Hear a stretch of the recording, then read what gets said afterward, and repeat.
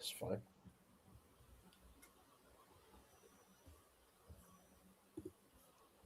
Oh, I don't know. Don't know if I did monetize this one actually.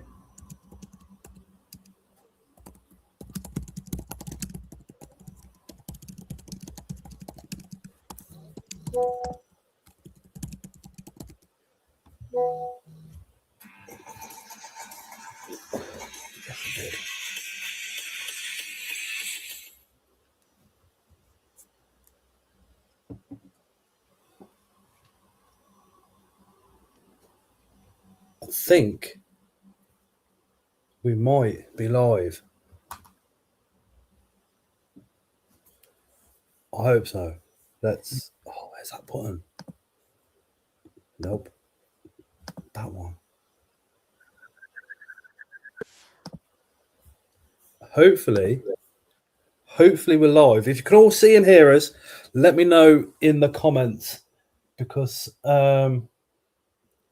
we've got no idea this side.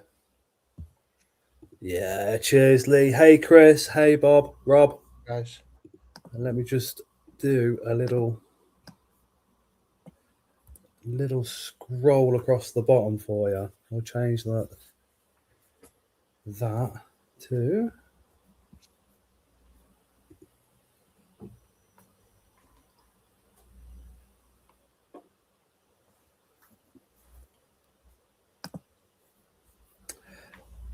hey Moonlit Moth.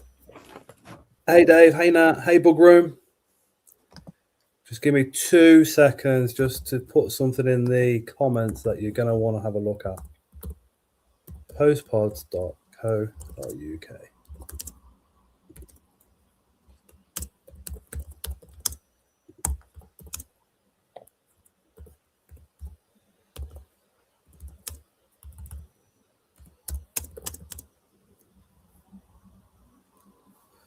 I'm sure we got that right.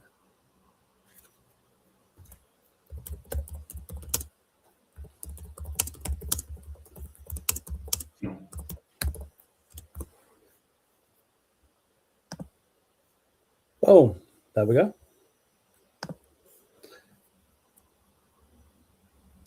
Hey up the old. So yeah, sorry about that. I was just literally putting the tickler across the top. Hey Aston, which is if you visit postpods.co.uk while the stream is live and use the discount code Scott20, Dan is giving you 20% off. You'll be able to get yourself some nice isopods, 20% discount. Dan, that could save somebody a lot of money depending on what isopods to go for. Could indeed, mate. Could indeed. But yeah, Appreciate it works. it. Yeah, the millipedes, the accessories, the beetles. So the roaches. Sorry, not the beetles. But yeah, no, appreciate you putting it on them, mate. Thank you. You got roaches on there now? Yeah, done roaches for quite a bit. Just recently started getting a few more. I've always liked roaches. I mean, I started off with the doobies a few years ago, more for feeders for the leopard geckos. But the issue is, I built. Hey, Laura. Hi, Laura. Built some kind of allergy to the. I thought it was the urine in them, but some people said it might be the feces instead. But essentially, every time I was cleaning them out, and I started sneezing a lot and itching, so I had to get rid of them. So I moved into like a few different other roaches, and not had the same issue. But yeah, it's just what I've been doing a lot the past year. So it's just getting stuff I enjoy, and it has made me, honestly branch out a little bit. So get like I showed you today, some more millipedes I got and things like that, and just at the moment, honestly, mate, just really enjoying keeping, and I think that's the big thing because I mean, not to start the show on a big doom and gloom, but I've been going through like quite a few health issues at the moment recently, and at the moment, it's why you kindly offered me to come on last week, and a few hours before I was like, mate, I need to go to bed, and that's kind of why I'm drinking American imported Monster at 8:30 to stay awake now for you. But I think basically what's happened is I'm Hey, constantly Oswald. hi Oz. I'm constantly tired, so I've been just sleeping a lot. I've Hey, had a lot Jade. of brain fog, and just everything seems like a task. And I think I told you a few months ago, stop going to the gym just because it was so difficult to do. But you'll be very proud that about 3 weeks ago, me and a friend from college started going to the gym again together, which is nice. Yeah. Means you have to go. I remember texting you the other night and I was like, mate, I'm knackered. And you're like, why are you going to the gym then? I was like, because I have to go. Yep. So Yep. I've got those mates that, if you don't go, he'll just moan at you for a few days after. And it's not Yep. worth the hassle. But you need that. I mean, you said the other day you've got Tara going now, haven't you? Yeah, the wife comes on a Saturday with me. So that's pretty good because I find myself lifting heavier weights. Do you know what I mean? And I'm flexing in front of her and stuff, and she's just like, "What are you doing?" Literally like that, and I'm like, and she started going like twice a week, so she'll come with me on a Saturday, and then her first time by herself is like tomorrow. So it's good. I like it. I enjoy it. It's good that we only go once a week together, and then we've got our own time there. So then there's no pressure on her to be doing anything, and I'm just pretty chuffed that hey Amy that she's going. But I mean, going back to what you're saying with motivation and stuff, and feeling a bit down sometimes. This morning the alarm went off, and it was 6 o'clock, and I thought I've got 5-10 minutes to get ready to get down the gym, and then I was like, oh, do you know what? If I miss it just once, it won't make no difference. And I was lying there thinking, yeah, I'll just go back to sleep. Literally sod it as you do. And then I thought, nah, because if you don't, you're not winning. So I got out of bed and went and smashed it. And as soon as I got there, I was like, oh, I am so glad I came. Hey, Sarah. Yeah, it makes, and I think that's it, isn't it? It's that consistency. It's that miss it this time, miss it next time, and You've got to get it a routine, but for you not to go can also be an easy routine to fall into. Yeah. I'll start again next week. Although, don't do what I did last week, where I had the pre-workout at 8 o'clock. So I'd go. It was the The wife said, "Here's my sleep."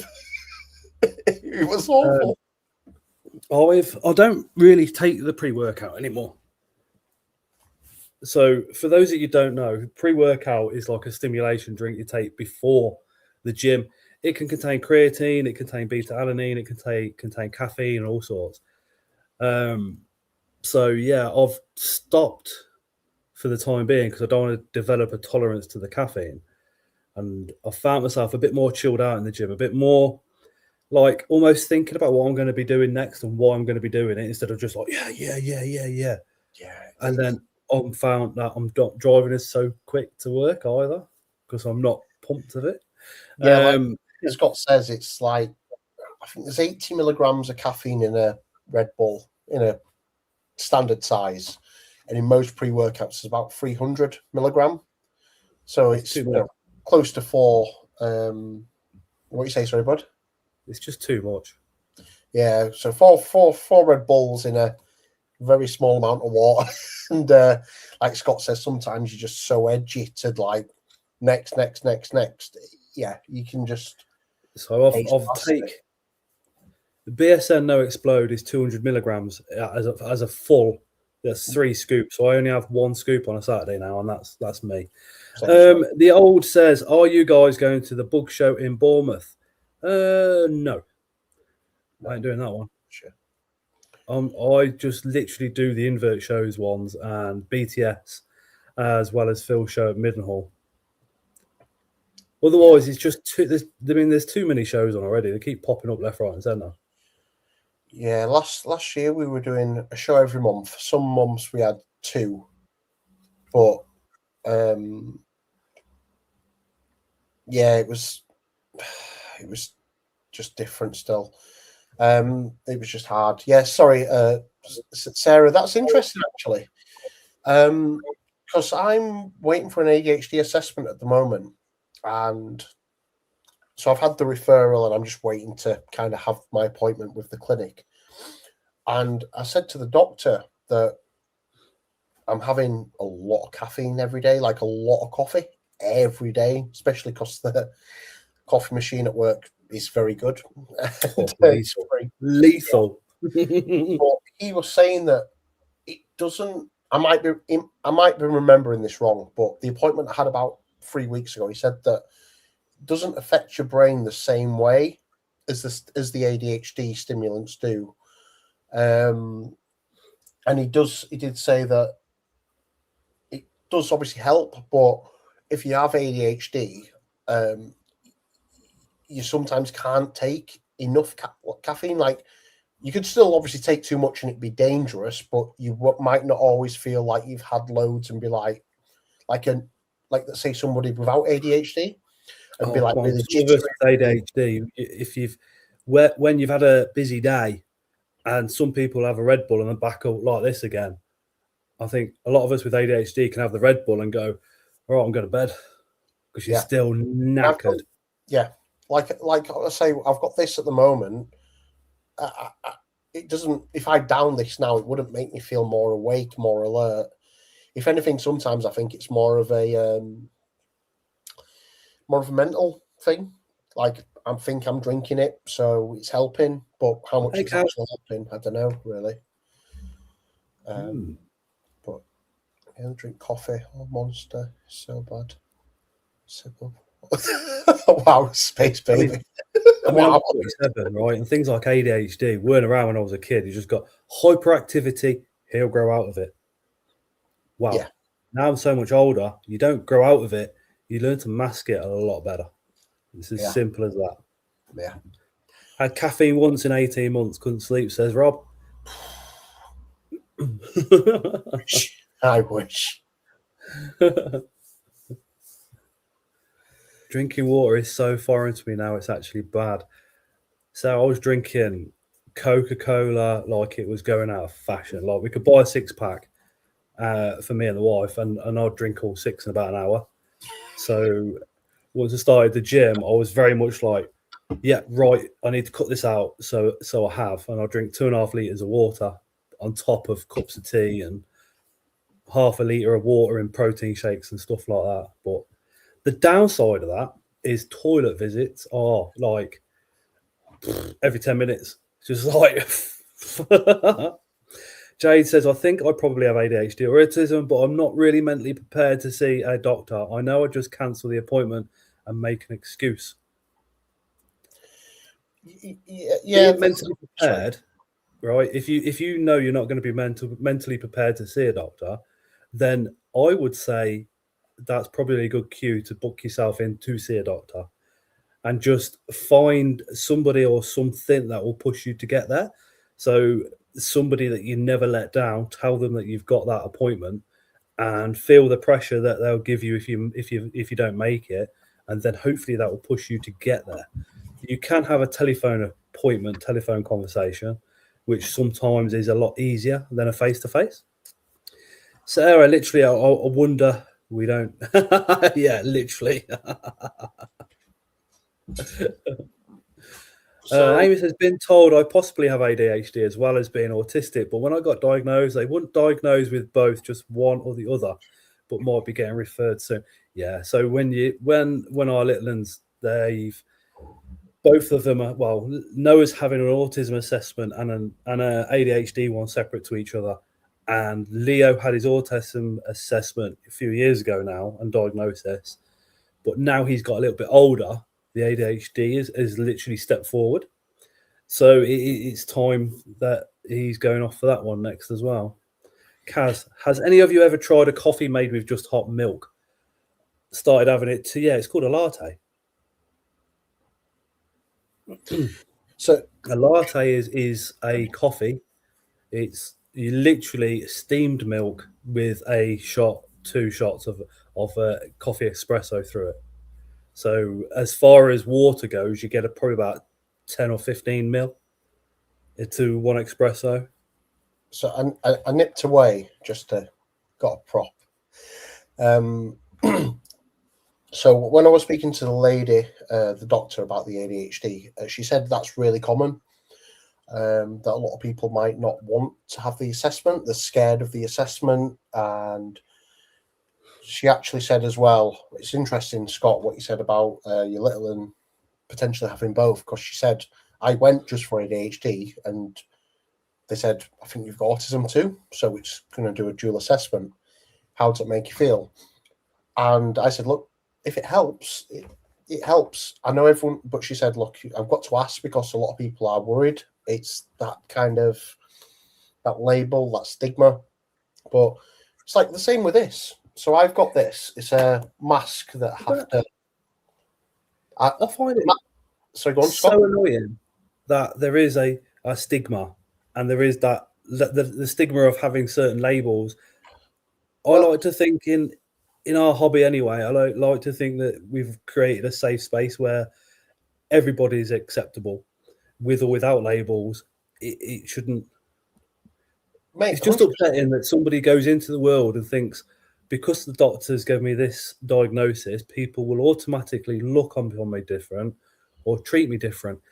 Having said that, if you have got the autism, ADHD, or whatever diagnosis it is, if you present that to work and explain how your communication is, they might be able to communicate to you better in a better way of Yeah, you being but able make to reasonable understand it. adjustments.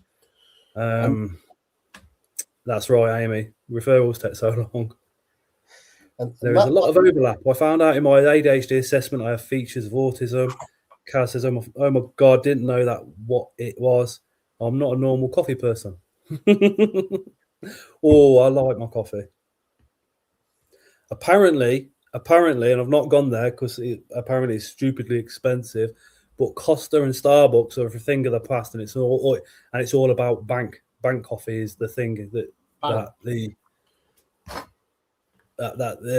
is trending more than anything at the moment. I don't think we've got that up here. I've not heard of that. I've got friends that work in like real high positions in London, and they said they don't go Starbucks because they'll just get a load of crap at work. They literally go to bank. Well, Starbucks has got the the weakest coffee in terms of caffeine content for all the mainstream ones. I like their dark roast. Their dark roast is just It's nice, the coffee. Sarah's just getting DSA adjustments towards the end of my degree, and the tools are revolutionary. I wish I had them at the beginning. That's good. But the thing is, Sarah, you're paving the way for those that are struggling when you did at the start to access things like that a lot faster. Yeah. So you're literally like an ambassador. I commend people that are doing it all now to make it easier for the next lot that come through. Rob says, remember when I gave up caffeine, I was climbing the walls for 6 weeks. ADHD is so common now as many traits overlap. It is, Amy, but I think it's more recognised now where, again, what I've noticed is, especially with my age group, a lot of my friends have been diagnosed with it and we're all very similar traits. Growing up, all hyperactivity, all of us can't sit still. To this day, all of us can't sit still. And what it was is, the hyperactive, don't worry about it, they'll grow out of it. And that's what we got labelled with as children. And then as adults, it just gets forgotten about. So it's really good that everybody is getting picked up with everybody now. But I also think everybody is very individual. So ADHD to one person could affect them differently to somebody else, as well as obviously autism. But this is what I really like about it all. Every single one of us, no matter who you are, where you are, and all the rest of it, there's a thing called the spectrum, and every single one of us is on that. And that's all we need to worry about. So if you think somebody's looking down on you or because you have one of these labels, they're on the spectrum just as much as you are. It makes no difference. Jay just likes Doweg books. Kaz's daughter goes Starbucks. Doweg books coffee, that's posh. That's well expensive. It's like 15 quid for a little jar. And it's just freeze-dried coffee. Well, mind you, I mean, even Costa's like 3-4 quid. Yeah, adds up as well. Adds up. £3 every day. It's behind. I'm back to right time now. But yeah, mate, it's interesting. It's interesting. I'm honestly looking forward to it. Seeing what happens. Really, they said you've got to go in with somebody that you've known since the age of 4. So it's not many people that I know. Yeah, it's interesting. Appreciate that, Amy. It's just part of the journey, I guess. But what's new with you, mate? What's new with you? I saw you've got like a new active green screen on your videos, which is bloody cool. It's bloody cool. So I was editing a lot on my phone and couldn't do what I want because the phone didn't have enough memory. Yeah. And what have you. And I wanted to explore the possibilities of my camera a lot more. Because at the end of the day, my camera was bought with a bit of inheritance money my mum gave me from my nan. Right. So that's one of the reasons I got it. Was like, even with or without YouTube, I'm going to use it a lot. Take pictures, to do videos, whatever I fancy, right? And then I bought the lenses and stuff. And I just keep picking up my phone and using that all the time because it took a long time to get the information from the camera to the phone and to mess around. It just took ages. And I mean, I mentioned this on live, I don't know how many times, but my laptop was literally about 20 years old. So my birthday came around this year and the wife and my mum got together and they bought me this new laptop. It's a second-hand one, but it was in a shop where we know the guy that runs it, and he was like, look, we've only just started getting into laptops. So we're doing a few cheap, and this one was about £300 cheaper than it is in CX. Wow. So literally, we picked it up, and mate, I'm using some editing software and stuff like that now, and it's brilliant because it means I can lie in bed and do it. I can do it anywhere. It's made a lot of a difference to me being able to spend a little bit more time thinking about the content, thinking about how it's perceived. The more crucially is how I can get the points that I want to across to like new people into the hobby. And part of that for me was to make things a bit more crystal clear with the video. Because I think I've only done, I will be at Barnsley, Cool Creatures. I've only done like, out of the, God, I don't know how many thousands of videos I've done. I've done a lot of videos, but I've only done like 2 clickbaity ones, and I don't feel comfortable with doing a clickbait video. So somebody clicks it and then the content's pretty much different to what the actual thumbnail is.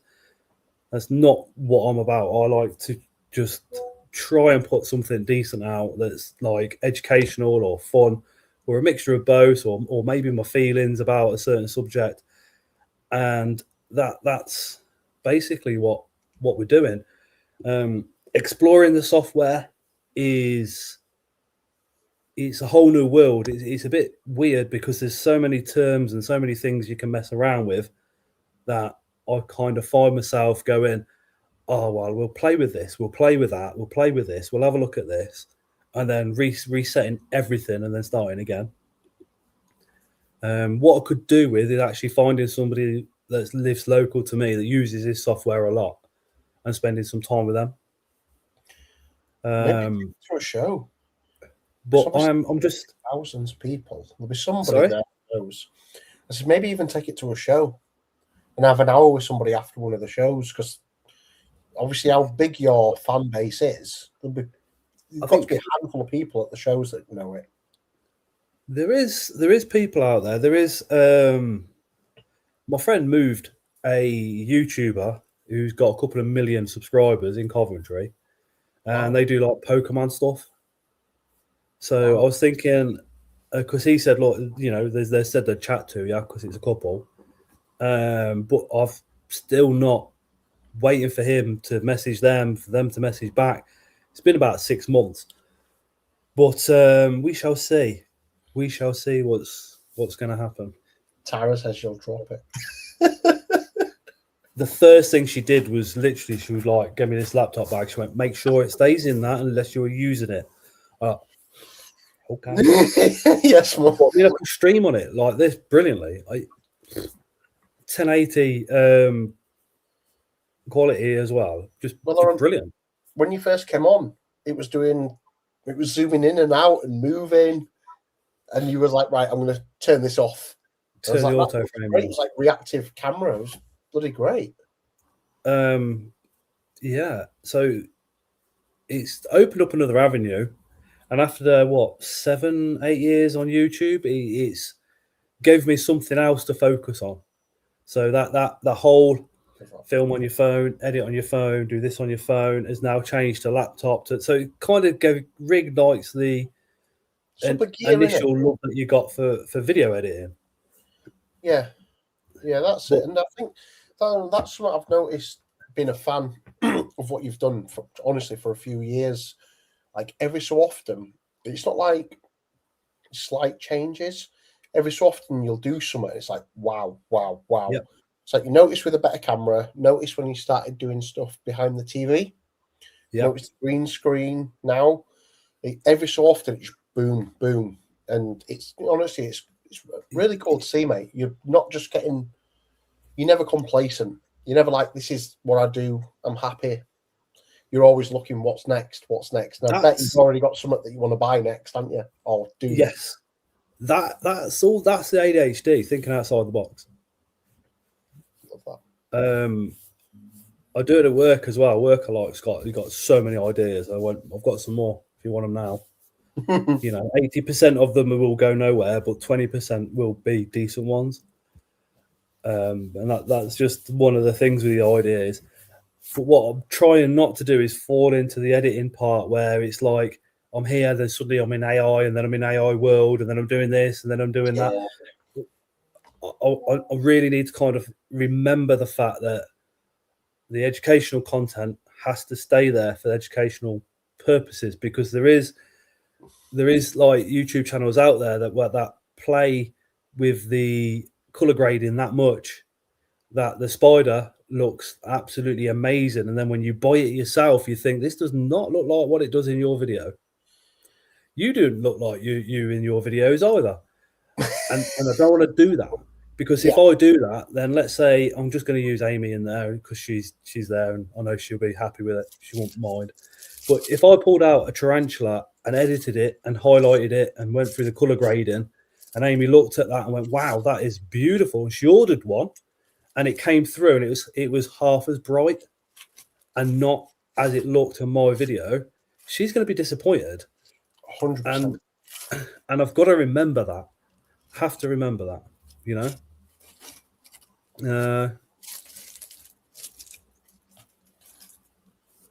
But I am enjoying it. I am enjoying it, doing it on the laptop. Plus, I can play Xbox cloud games on my laptop. We've got the Xbox control, and I am. Mate, there used to be a game, right, years ago, and I'm talking, 27 years ago, I used to play Diablo 2. And I used to play it. I used to magic find in the game, killing Mephi over and over again in hell and stuff like that. And then we had a clan of us. So there was loads of us who used to go on the game and do secret cow levels and all sorts of stuff. And now they've brought it out on cloud gaming, and I'm not playing in hardcore. So, you die and then you go back and that's fine. Yeah. Whereas before in hardcore, you die and that was it. You was done. Do you know what I mean? Yeah. And it could be like weeks and months and even 6 months to a year's worth of gaming absolutely wiped out because you went and died. So I'm just rerunning it just as normal, just to get that, nostalgia. Yeah. Yeah, that bit of nostalgia. Yeah. When I think I know the answer, I probably don't want to hear this, but when do you get a chance to play? I know the answer is probably after midnight. How busy your life is. It is busy. Night times nowhere near as busy. I have literally the most amazing wife. So tonight, on the way home from work, because I didn't get back, as you know, from work until 6. 6, yeah. Because I had a real long day. So I walked in from work at 6, had a wash, come downstairs. Within 5 minutes, Tara had done dinner. She'd already started it. Tara's putting the boys to bed as she watches the live now. So through the week, Tara will put the boys to bed at night time. So come 8 o'clock, that then frees me up to do my video editing or to film. So like on a Sunday night, I will film and I will edit and I'll upload. Monday night, come 7 o'clock, sit down with the phone, watch it while the premiere's on. Yeah. And then obviously tonight, same again. Tomorrow night, I'll be filming and editing for Thursday's video. Well, yeah, that's pretty much how it goes. Love that. I've kind of, because years ago I was constantly online, constantly supporting a lot of people all the time. We saved somebody's life once. That was a bit crazy.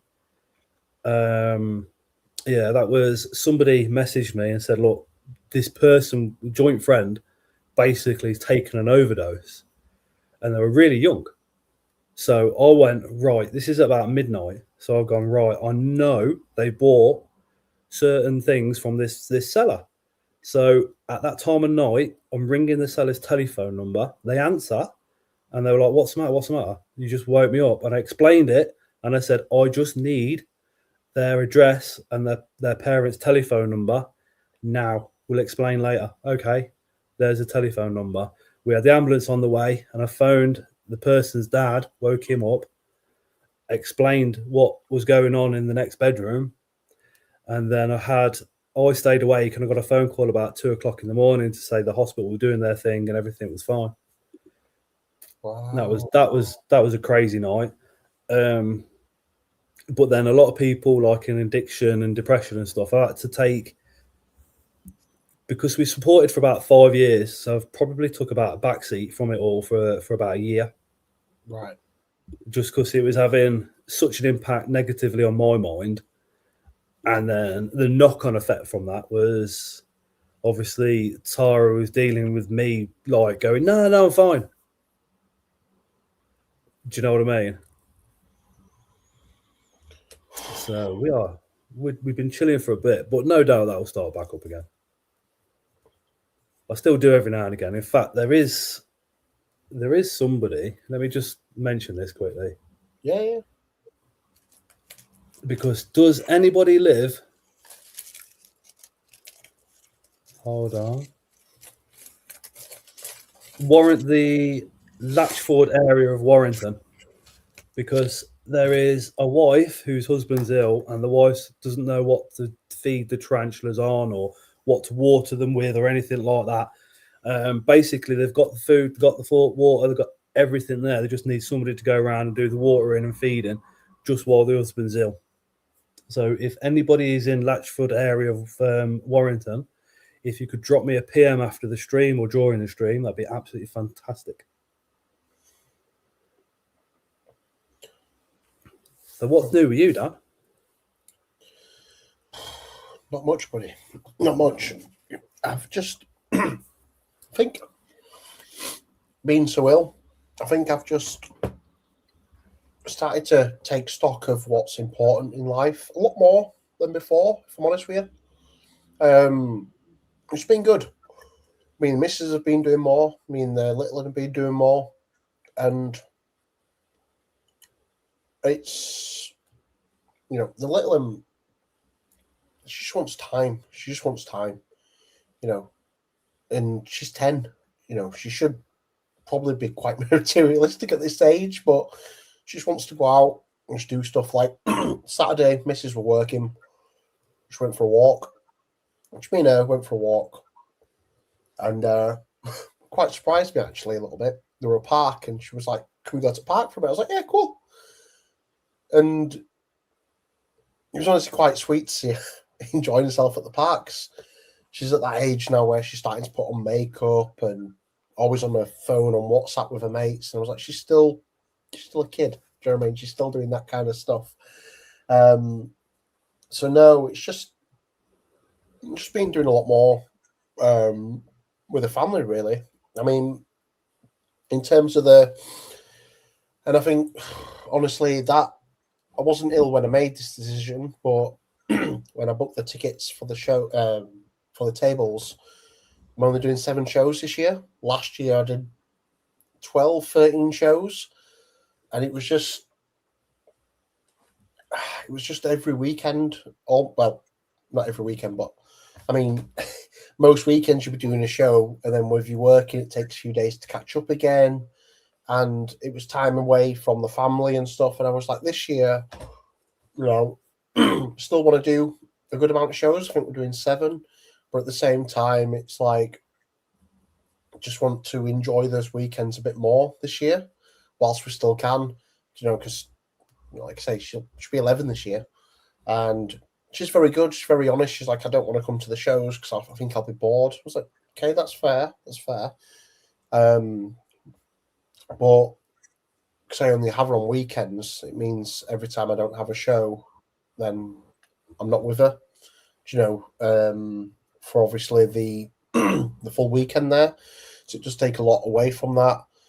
So yeah, I'm just trying to enjoy stuff a bit more. It's like even with the gym, not going and pushing for better and better and better like I've done for years. I'm eating more or less kind of what I want for the first time in years. Me and my friend, not messing about there at the gym, but we're going through it, enjoying it, and started to try and not be so much of a hermit as well. Trying to speak to people more, trying to do a bit more, because it's just so easy. Like you said before, getting into that whole, I'll do it later, I'll start later. You end up, not seeing friends for years, and it's so easy. It's so easy. And it, the longer you do it, the easier it gets. It's a sad fact. So that's something that I've tried to task myself a bit more with recently. I'll be honest, the photography, I'm really starting to enjoy that as well. It's amazing what you can do on Photoshop, but like you said, going back to what's important is when I've had some lessons and things like that, and people saying, "Oh, look, this is how you can make this isopod look, or this millipede." I'm like, yes, but it doesn't look like that, so I don't want to do that. Like, having really pink cherry blossoms, like they're not that pink. Hey, yo, oh, how are you? Here she is, Ling. Yeah, I just thought I'd pop in and say hi. Oh, mate, wow. What time is it? Oh, I've been busy as fruit. I love that. What time is it? Okay, let's not swear. No, I didn't swear. I'm being really good. I have to say publicly, Ling, again, your piece in the BTS was amazing. I think the information that you put in it, yep, brilliant. We get information in all of them, but the way you wrote that and worded it, it was just a stunning piece of literature. Well, I'm just trying to make it so that it's more understandable for people who don't understand the scientific jargon. I struggle with reading, so I tend to skip words and stuff like that. With yours, I've read the whole lot. Oh, that's good. Very, very easy to read, and just like I said, if somebody wasn't in the hobby and they read that, people with what I say, kind of want you to understand what is being said. But the weekend was like absolute mega for me. Like, I was just in my element. It was so good. So good. I saw you did the just sat chilling with Voltner, Hi, Volky. It was like the best weekend ever. Yeah. So I went to the British Tarantula Society lectures on the Friday night. I wasn't going to go the Friday night. I was just going to go on the Saturday day and then stay the Saturday night. But then my mum was like, I can have the boys for you. So at the very last minute, I literally booked a hotel at 3 o'clock in the afternoon. Yeah. My mum turned up at 4 and I was in my car and gone. And I was up there on the Friday night. I hadn't even booked for the meal because they were all having a meal on the Friday night and it was all pre-booked and pre-ordered. And there's me showing up just going, can you squeeze one more? Oh. So they managed to squeeze me in, which was really kind of them. And they took my order, like as they were all getting led into the dining hall, they took my order, and then I went and sat with them, and it was so nice because I was sat on the Friday night dinner. I had Peter Kirk here and Andrew Smith here, and then Volker. So that was amazing. So I just was surrounded by that kind of chatter. And then the Saturday Peter night, Kirk and Andrew Smith are just two of the nicest human beings. yeah, they are. And then the Friday night, we all went back to the bar and had drinks, and we was just chatting at the table. Jean-Michel is absolutely hilarious. He is such a funny person, and the stories he has is insane. For anybody that's watching that you're thinking, who are these people? Volkner von Worthy. So you know the von Worthy tarantula that was named after him. They all go out there into the wild and literally describe these species. So when you get a tarantula, it's species, I don't know, species Scott's inverts. These are the guys that study the DNA, look into them in in-depth detail, and actually give them their proper genus. Yeah, so Jean-Michel went out. He used to go out into the field. He would collect data of their natural habitats. He would just, find spiders and things like that. And Volker von Werth is a taxonomist. So he's the one who does all the sciencey stuff. He'll describe them, and he's the person that will break down their whole genetic DNA, family history, everything, and then tell you what it actually is. Wow. So yeah, and he is like the godfather of Asian fossorials. So for me, I was like and my ADHD was peaking. But yeah, give it 10 years, there's going to be people going to BTS lectures going, see Ling. I sat next to Ling. Yes. Taxonomist. She's described. I could just imagine Ling, as soon as she got in that car, drum and bass pounding. And yeah, just... it actually was. It actually was. Yeah. I've even got a clip of me driving up to my mate, and it is absolutely hooning. Like the D&B is pounding. It's dirty. Yeah, it was filthy. Face like when you can smell like... I'm just... Thank face. I'm awaiting the messages next week going, Scott, I've got two speeding tickets come through. One says I was going too fast for the speed camera to register the speed. I don't even know if I got a speeding ticket going up there, to be honest. I did say, like, I did say to Timmy, I think I might have gone through a couple cameras. But we'll find out, won't we? All will be revealed.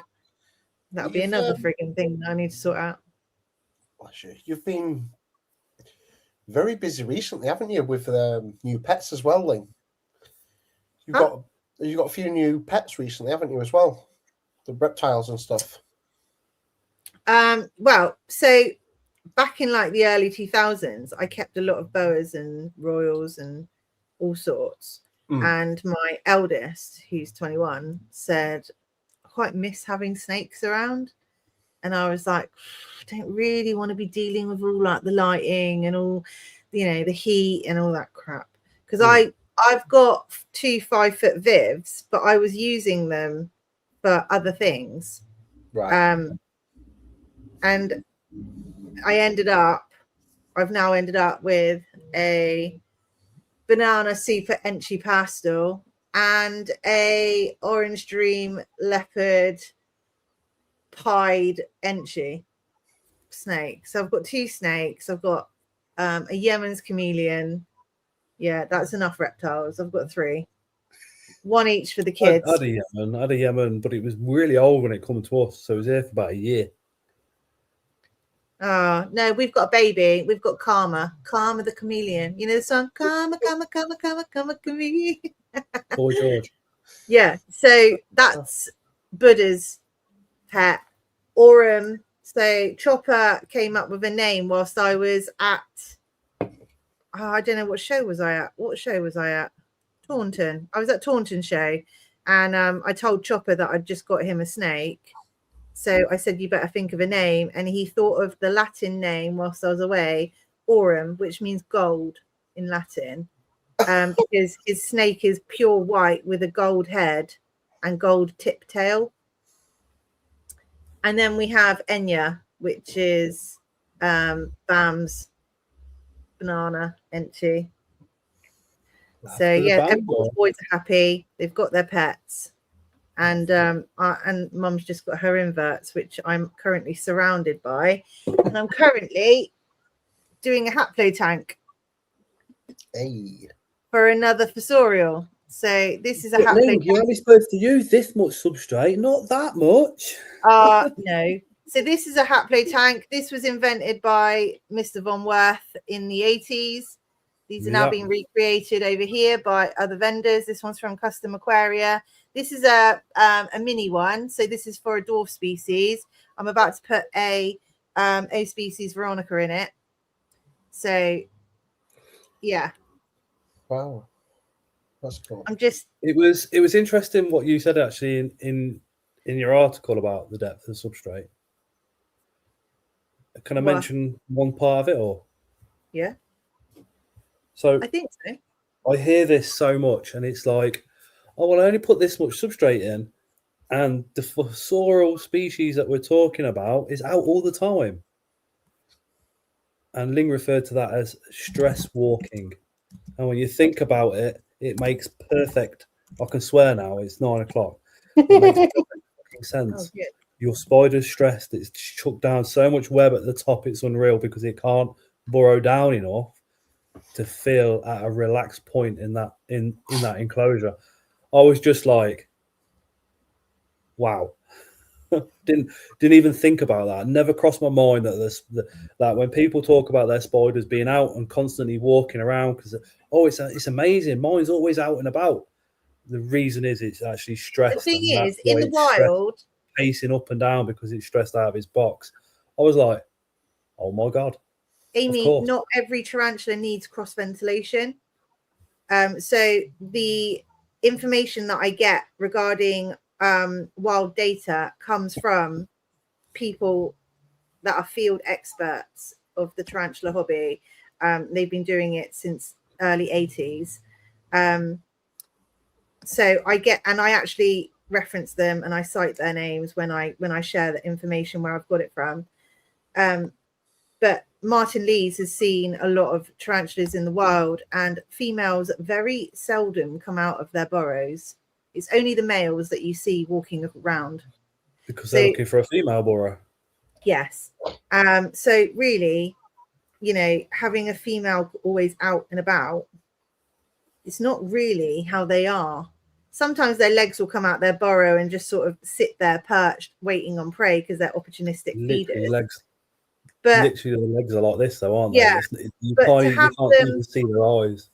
But to have them out roaming about, that's not how they are in the wild. So, and if people say, "Oh, yeah, but captivity ones are completely different," no, they're still genetically, biologically built to do the same thing as a wild caught specimen because they are of the same descent. So that's like me saying, "Well, Scott, you were born in Coventry, so I'm going to keep you in a crate, but Dan's okay because he was born around the corner." In a crate. Yeah. It's no different. You should be keeping them exactly how they're supposed to be kept. I think that probably comes from the fact that dogs are now domesticated. So dogs can be kept in different ways and all the rest of it. So we think about that and we apply the same thought process to spiders and go, oh, well, yeah, but they're born in captivity. So because that spider's born in captivity, you're now stressing them out from baby all the way up to and into the future adulthood as well as on the assumption that they're born in captivity, so it's fine. So there's some spiders, let's just say, I'm just going to answer Amy. Sorry, Dan. I know this is supposed to be about isopods. Oh, mate, no. This is great. I've got questions for you after this, actually. So Amy, some species, let's just say species from the Americas, ones that like come from, I don't know, Arizona, let's just say Aphonopelma, they're going to be in a really hot, arid environment. So they tend to be in like burrows. Some Aphonopelmas create 3 different types of burrow. So sorry, I'm pulling my nails off at the same time as talking to you guys. When I should be doing my hat play tanks, actually.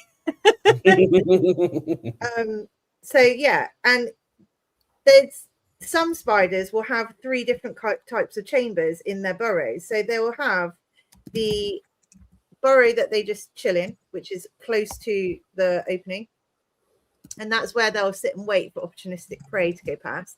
Then they'll have another burrow, which will be another chamber that leads off from that tube, and that will be a little bit larger, and it will have a molting mat in there, and it's usually the one that they go to kind of molt. This is only some species, not all.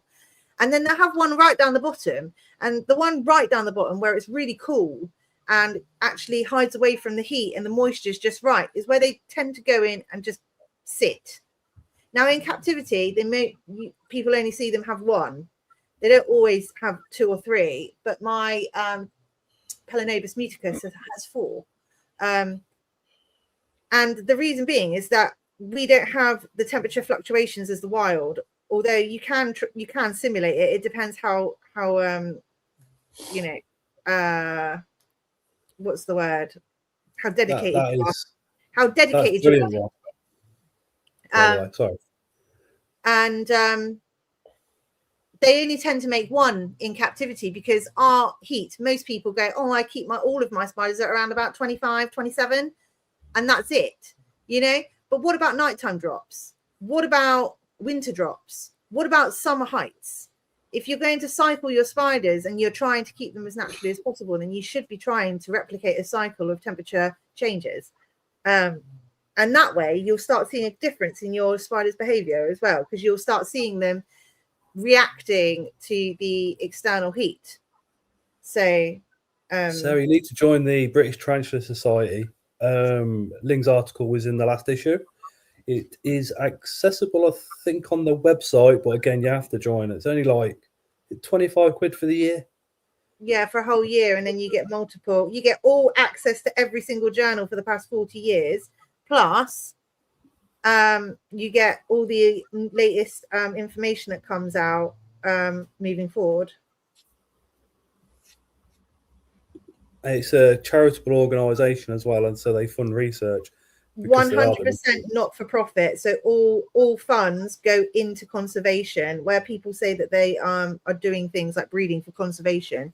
How much do you understand about conservation? And you can actually learn what conservation really means in the tarantula hobby when you join, instead of just saying that you're doing it for conservation without knowing the true meaning of it.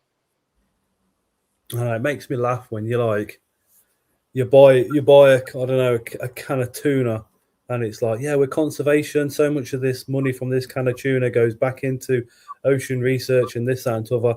And it's like, but you've already sent a trawler into the ocean to remove billions of tons of fish, and what you're putting back is like an ounce. It's like with the HS2 project. For every tree that they dig up, they're planting 3, but the problem with that is the tree that they dug up was 100 years old, and the trees that they're planting are this flipping big. It's very similar type of thing with the conservationists as well. That's cool. Amy, it's bloody brilliant. Like I said, Ling's article is phenomenal, and Baxter's on DWA is also fantastic. And lots of words there. Yeah. Tim writes some fantastic articles on scorpions if you're interested in those, but you'd have to join the BTS to know what's going in there. I can't share much more because you have to buy the membership. That one is in the bathroom. It is. Yes, it is, because I put it in there because I washed it yesterday. We can't afford our own heating these days. That's right, Sarah. But we can we can afford to heat a viv. If we want to keep a few spiders, we can afford to heat one viv to a certain temperature. Then you can put multiple enclosures inside that viv, and then you're not heating a whole room. You're just heating that one small area.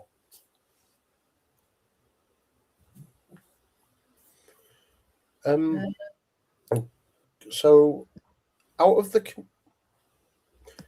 communal link that I got from you for the Balfouri, I've noticed that one of the Balfs, I'm not sure if it's always the same one, but it's always this very, very similar size, so I think it is. I see one roaming and climbing up on the glass a lot. Would that potentially be because that's a male then? Or would they not be sexually mature yet? Because I couldn't see any hooks on it.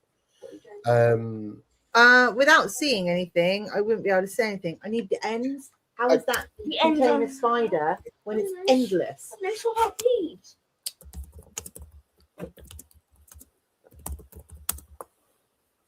Do you get a discount take? I can't remember. I'm not sure. Yeah, I'm not sure. Christoph from Tarantula Room. We were talking about Balfouris. I've mentioned this one before. Observed, and he's only ever seen it with a Balf, but I suppose you've just got to be there at perfect timing. Watched a Balfouri open an egg sac when it was nowhere near ready. Put pedipalps in there, removed them, and then sewed it back up again. Oh, that's cool. Yeah, I wasn't trying to. Well, yeah, it's not so much to see the sex of the other. I just wondered why it's so active. I'm wondering if it, like, it seems to be out every night actually at the moment. So I'll try and get a picture tonight. But yeah, The it best just seems. person to ask about Balfs is the Balf expert, which is Amy Freeman. She's actually on the committee, but she specializes in Balfouris, and she can tell you the ins and outs and the arse end of Balfs. Like, she's endless. By themselves, Amy, yeah. She's even got a Balf Facebook group on Balfouri communal, isn't it? Love that. So yeah, she would be the best person, because I don't keep Balfs. I mean, I have done, but I no longer have any Balfs here. I'm actually trying to get rid of pretty much all spiders in my collection apart from my fossorials. I am going to keep a couple of the I can't even think of the word, sentimental spiders. I'm keeping a couple of those. Although lingering or up-to-date research has done my head in. Huh? Well, I bought the Escal, which I'll pick up off you at Barnsley, and me going, brilliant, straightforward setup, and Ling's gone, well, actually, there's a load of new evidence and load of new findings. They actually live like this, and the way they live, I've just gone, oh, how am I going to recreate that? I'll find the paper for you and you can read it yourself. But it will be happening. So just wait for that video. Love that. Yeah. Love that. So, I'm not gonna. I mean, I won't lie to you, Amy. Although not allowed old worlds, Balfs are so pretty. If I was you, I just wouldn't mention the fact that they're old worlds and just go, yeah, it's another spider. Yes, you can. Blame Scott's inverts all the way. I will not help you at all not to have spiders. I'll just enable you to have more. Yes, you can keep Balfs solo.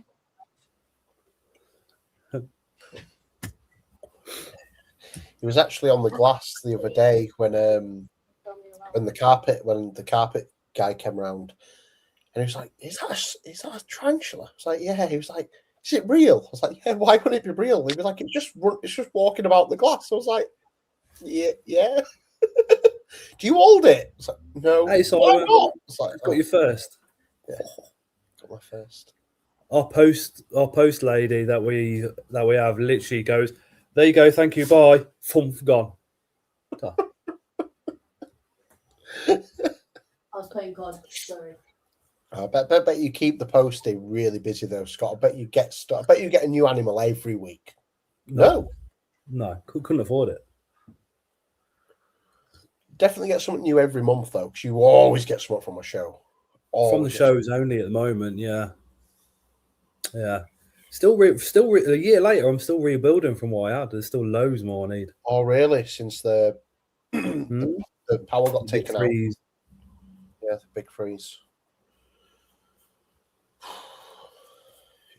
But I think that's one of the disadvantages is when you're into spiders and you open your eyes and you have a look and you go, wow, that's just such a small section of the invert community. There's so much more out there. And you start looking at other things and then it's like, wow, just started getting into millipedes, as you might know, as well as. So we've got a group of 6 in the hope of that they breed at some point this year.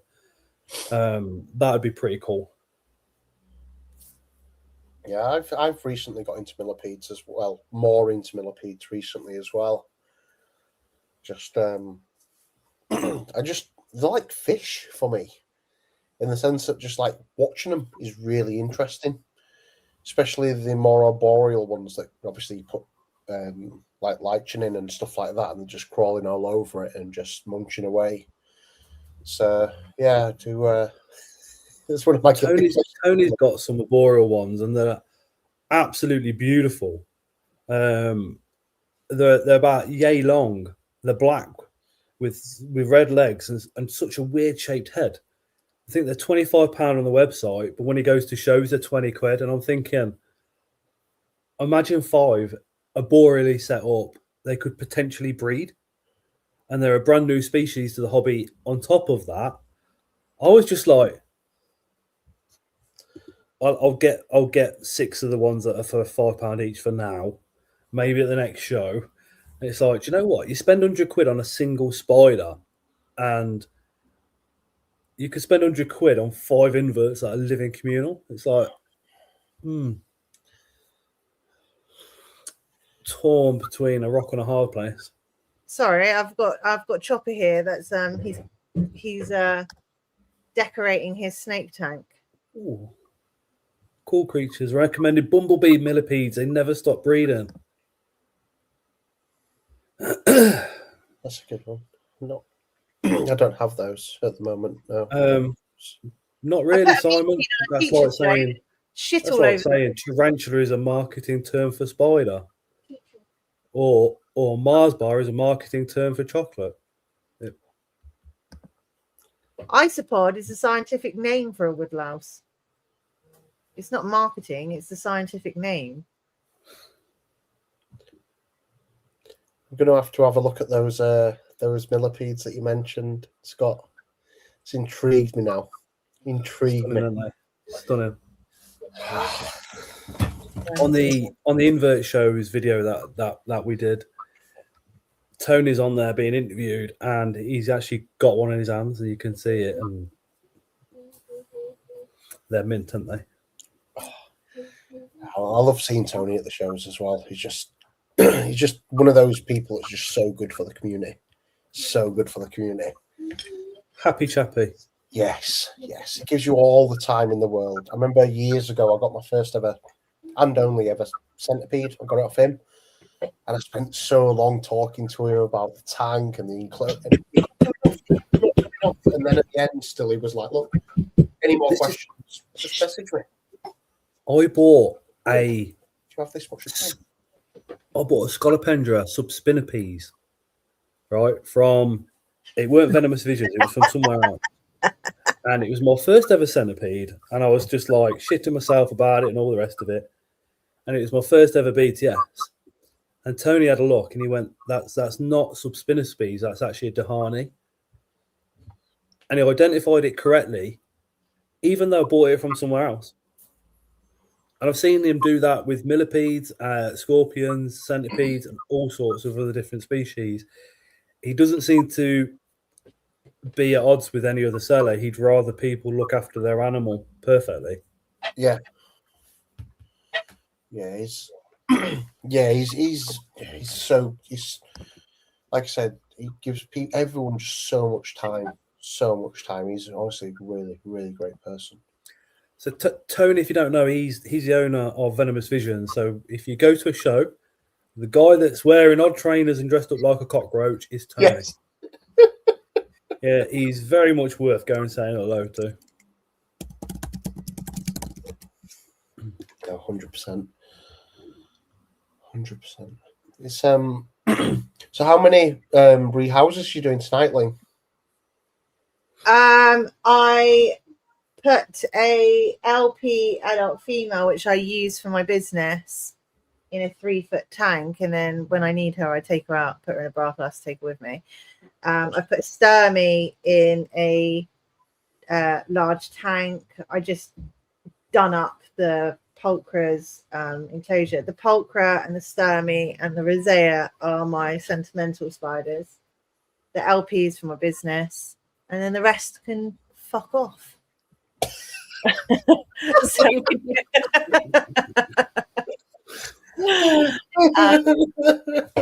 I ain't got space for them.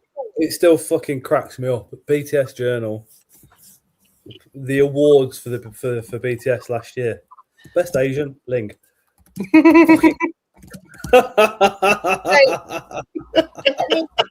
Let me light it up because my light is shit in here. So this is a haplo tank. That's how much substrate I've got in it. Do you see how much substrate I've got in it? Yeah, especially compared to your hand. It's probably like a hand and a half of substrate, isn't So it? the reason why it's a little bit lower there is because I don't know if you can see, it's her web. Can you see it there? There you go. So that's her tube. So that's why it's a little bit lower, because she's expanded it out there and she's actually down the bottom. But I've literally got like what, a centimeter away from the lid. Wow. I mean, if you're a little bit nervous of your old world, give yourself like 5 centimeters away. But I give it literally, I open the lid and they're like right there. So yeah, that's that one. Do they develop mold in those tanks? No. And I have learned a new trick with these haplo tanks, straight from the guy who invented them. So I'll be continuing with that practice of what he does. He waters them twice a year. Wow. That's it. Wow. Water twice a year. And he doesn't do it from the top. So these haplo tanks actually have a vent down here. Yeah, which going for it. I've taped over because I accidentally made a hole in the mesh.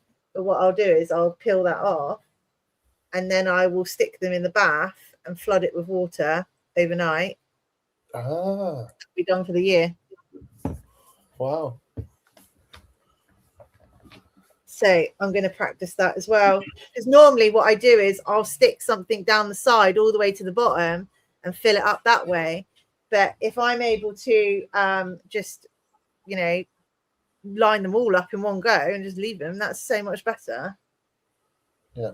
So, brilliant.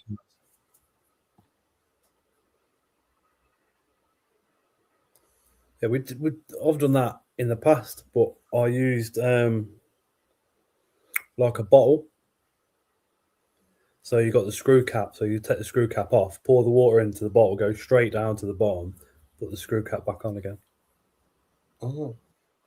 Kaz has got her first Theraposa sturmy from Bugnut, finally.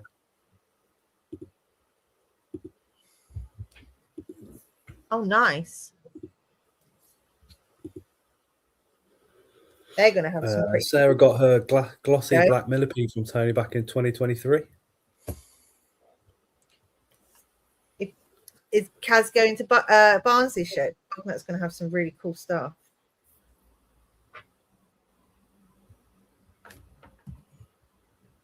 Some really cool stuff. If you are watching and you haven't liked the stream, give it a like, show some support. Lots of love. From your friendly neighbourhood Scott. from Scott. With you anyway, Dan. I haven't spoken to you in like a billion years. What's on?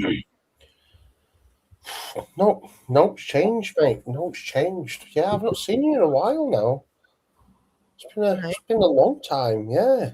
Last time I saw you, the last time I actually physically seen you or noticed you, I should be honest, because I'm always busy running around the shows, not noticing people. The last time I actually noticed you was when you got engaged. No, so you after that we saw Glasgow, and then Link's just digging herself a hole in a haplo tank for herself. yeah, we had tables opposite each other at the I think the one of the end shows of the year as well. Did we? Yeah, but again, it's hard, isn't it? At shows, especially when because you were doing your own table as well as helping with the creatures of the north as well. You were doing so much that And in vet shows. Yeah, exactly. You didn't And stop wildlife all day. global safaris. Yeah, exactly. I do loads, don't I? No, mate, you do. You're always on the go. Always on the go. I don't notice anyone because I'm too busy thinking about my next task. Yeah. And then people stop me and talk to me, and then I'm like, keep it in there. Keep it in there. But yeah, nothing much has changed, if I'm honest with you. It's all pretty much the same. I think the first time I'll probably see you guys this year is April. Whichever show's in April. Capital, yes, Capital. So Flipping good show, that one. Come down for a few days for that one as well, which will be nice. Scary big this year as well, you know. Oh, really? It was that popular last year that they've had to increase the venue size, yeah. So they've got downstairs and now they're opened up upstairs. Oh, wow. Well, yeah. That'd be really good, that. Well, I'm bringing Mini Ling 1 and 2 to Capital. Ooh. Which were the first shows that they've been to? Yeah, I don't really like them being around people. Hey, Ray, you doing what? Sorry, Link. I don't really like them being around people, but they're coming with me and Chris to Capital Show, Mini Ling and Mini Ling 1 and 2. So they'll be no doubt helping and working. And I dare any of the lads to go over and give Ling a load of shit with them pair there. It's not worth it. It's not worth it at all. Boys. No. Tell you what though, Ling's eldest, right? You think Luke gets a harem of women around him? Wait to see her eldest. I don't know if he's coming. He might come. He might not, but he might. If he does, then yeah. I'm sure he'll have fun. He'll pretend that he doesn't know me.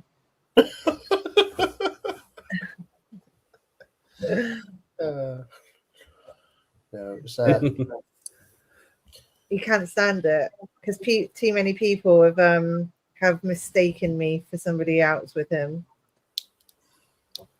so he doesn't like it. Was it Capital? Was it Capital last year where we went with Charlie and a few of us to the restaurant afterling? Yes. That was amazing, that restaurant. That was amazing. That was when me and Jeremy had African bullfrog. Yes. Jeremy didn't like it, so I ate it all.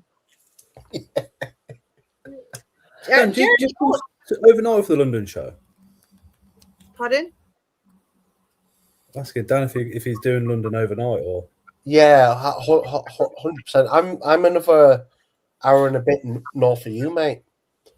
So it's just over 4 hours each way. So yeah, we usually go the night before and stay until the morning after. I think we'll do the same again this year, to be honest with you. See, that's what I normally do, but because I'm bringing Mini 1 and Mini 2, I have to get them back for school, so I have to drive back straight after the show. 6 hours. Oh wow. It's gonna break me. Get them back, get their uniforms done, get them in bed. Bless you.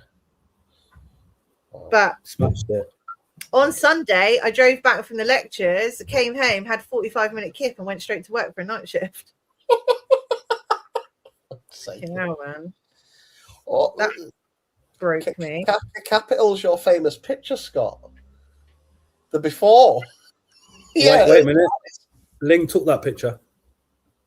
Yeah, Charlie's. Yeah. And I saw it, and I was just like, Shit. "That's not me. That is not me." Time for a bit of a change. I do that all the time, and I think to myself, no, I'm going to do really well this time. I'm going to like stick with it, and then I don't, because I'm too busy, and then I get too tired. And I know it's not an excuse. It is actually an excuse. That's a fucking great excuse. I have 5 jobs. I cannot fit in gym as well. When I was trying to, I was killing myself. So I was just like, fuck off. You either love me fat, or you don't I've love me got at all. 20 jobs. You either love me fat, or you don't want me at all. Fuck off. It's whatever you want to do. If you want to go to the gym, go to the gym. If you don't want to go to the gym, don't go to the gym. I work for too many companies. It's pretty much you either want to do it or you don't. I do And want to do people it, can but be- I've got too many Nobody responsibilities. should be criticised for going or not going. I do want to do it. I just got too much shit to do. Is that completely cleared out? You haven't got the brush on it. You got to get all the dust out because you don't want anything to mess with his respiratory. His respiratory. Get the brush from in the kitchen. There isn't a brush in the kitchen. I've just blew it. It's fine. It will mess with my respiratory system, though, unfortunately, but it's better than smoking.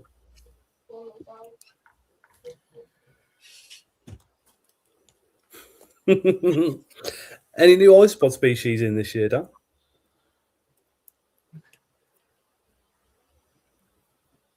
I'm trying to think.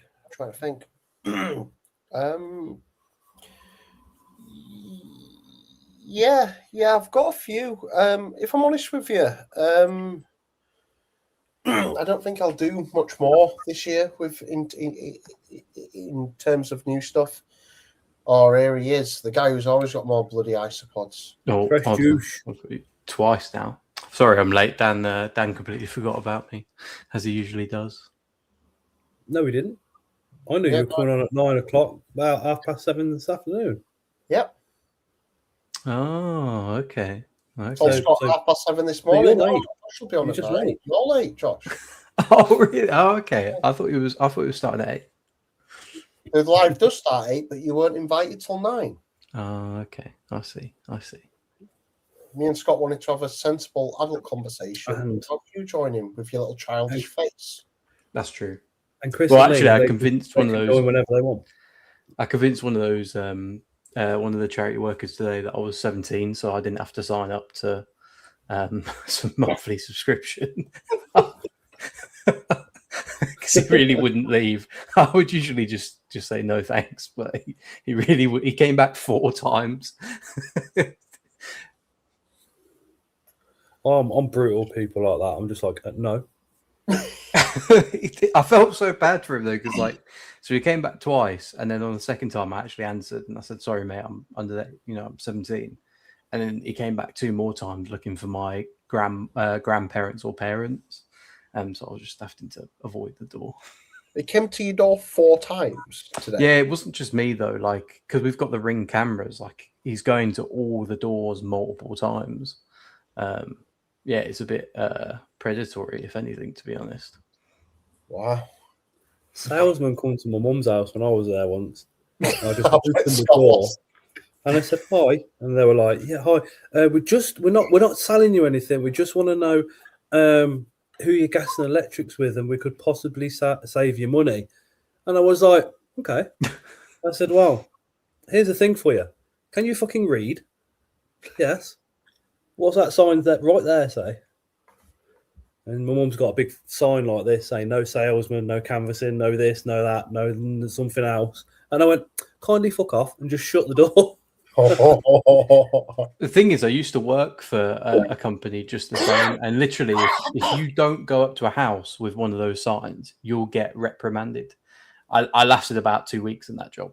It was awful. Yeah, I did the same thing in about the same length of period of time. It was for Windows. I did 2 weeks and went, yeah, see ya. I'm not doing this. You literally like just conning people, knocking their doors, getting into their houses, and then going, "Oh, we can save you money," knowing that you're not saving them a single penny. Yeah, it's all lies. It's all smoke and mirrors. 100%. You tell them they're getting a discount where really the discount's just false and the price is the price. You ain't changed it. Yeah, well, that was the trick, isn't it? It's ask them how much they're on, and then just beat that by like a quid or something like that, or make it seem like you're beating them. But really, you would have given it for 20 quid off. Oh, really? Or whatever it is. You won't be using that much electricity. I can't understand why your bill's so high at the That's moment. why you felt bad. Save you a lot of money. Why did you feel bad for him? Oh, the guy. Yeah. I just naturally feel bad for most people, to be honest. It's because I did the same charity job as him.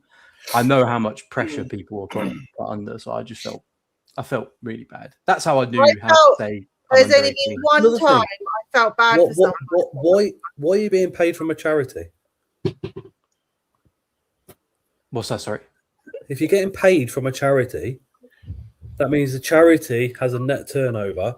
That means they're registered on Company House and they're making money. Yeah, but they'd be registered as a not-for-profit organisation. So the money that they give you would be surplus money that they make from additional fundings that they get. There's no surplus in charity. It should all go to the charity of choice. No, Yeah, but then I wouldn't have to. Then I wouldn't be able to go and rob grannies of £5 a month, because that's literally what they used to make you do. You'd go to wherever it was the oldest demographic, and you would just have to go there and make up.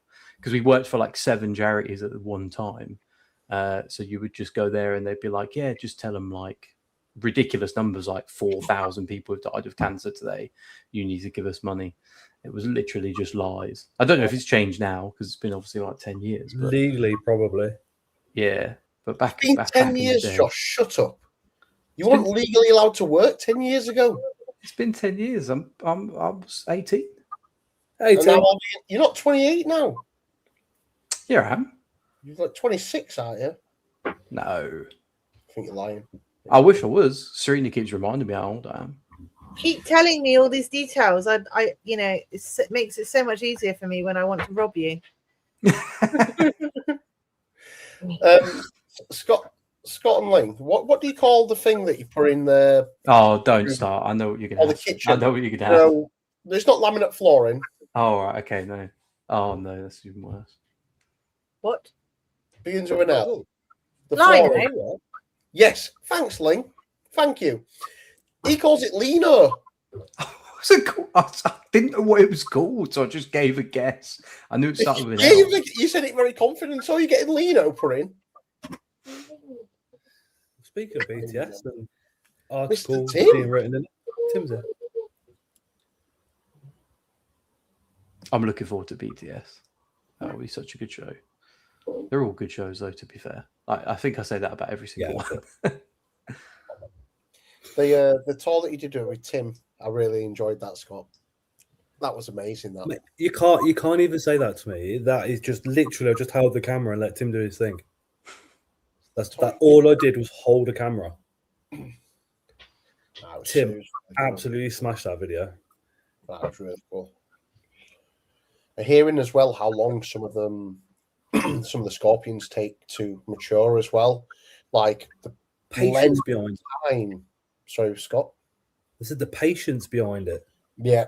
I think one of them in the video it takes like 10 years or something, and he was like, "Look, it's like say projects that he's been working on for like decades. It's amazing. It's amazing. It's obviously testament to the kind of person he is with the scorpions." I think he's a year younger than me, so I think he's 46. Let's say 45. make him feel good. But he's been doing scorpions since the age of 13. Oh wow! So that the flat rocks is over the crazy. 10 years, yeah. I think he can Beeline even for Geoscorp, says Rob. 40, no, he's 46, yeah. The Geoscorps, mate, the information on Geoscorp's website just rips everything else to pieces. It's fucking insane. It's like a wiki, isn't it? It is honestly like a Wikipedia, but a very is. Wikipedia. If anybody does YouTube that are watching, if you do a Scorp video, make sure you check your information against Geoscorps, because then you know it's correct or not. Because if you don't, Tim will inbox you and tell you. And rightly so, because you don't want to put incorrect information out there. Yeah. So, yeah, he's I didn't realise as well, but it makes total sense about the DWAs. Obviously keeping it in that locked, like signposted area as well in the facility as well. So, and you can't just go, oh, I'm going to have a DWA Scorpion license and just apply for it and get it either. You have to prove that your knowledge is absolutely on point. That's good. No, that's really good. Because I know for some of the other DWAs, it's different, isn't it? A little bit with the councils and stuff, but that's good with the Scorpions that they're much more stringent on it. Kaz is going to her first BTS this year. The first show I ever attended was BTS. It was the first time Luke from Spar Spiders actually had a stand as well. He was just Luke Hughes. Yeah. Oh, wow. And it's only up the road. I mean, me and Ling, we both do a lot of work for the invert shows, but my God, we look forward to BTS.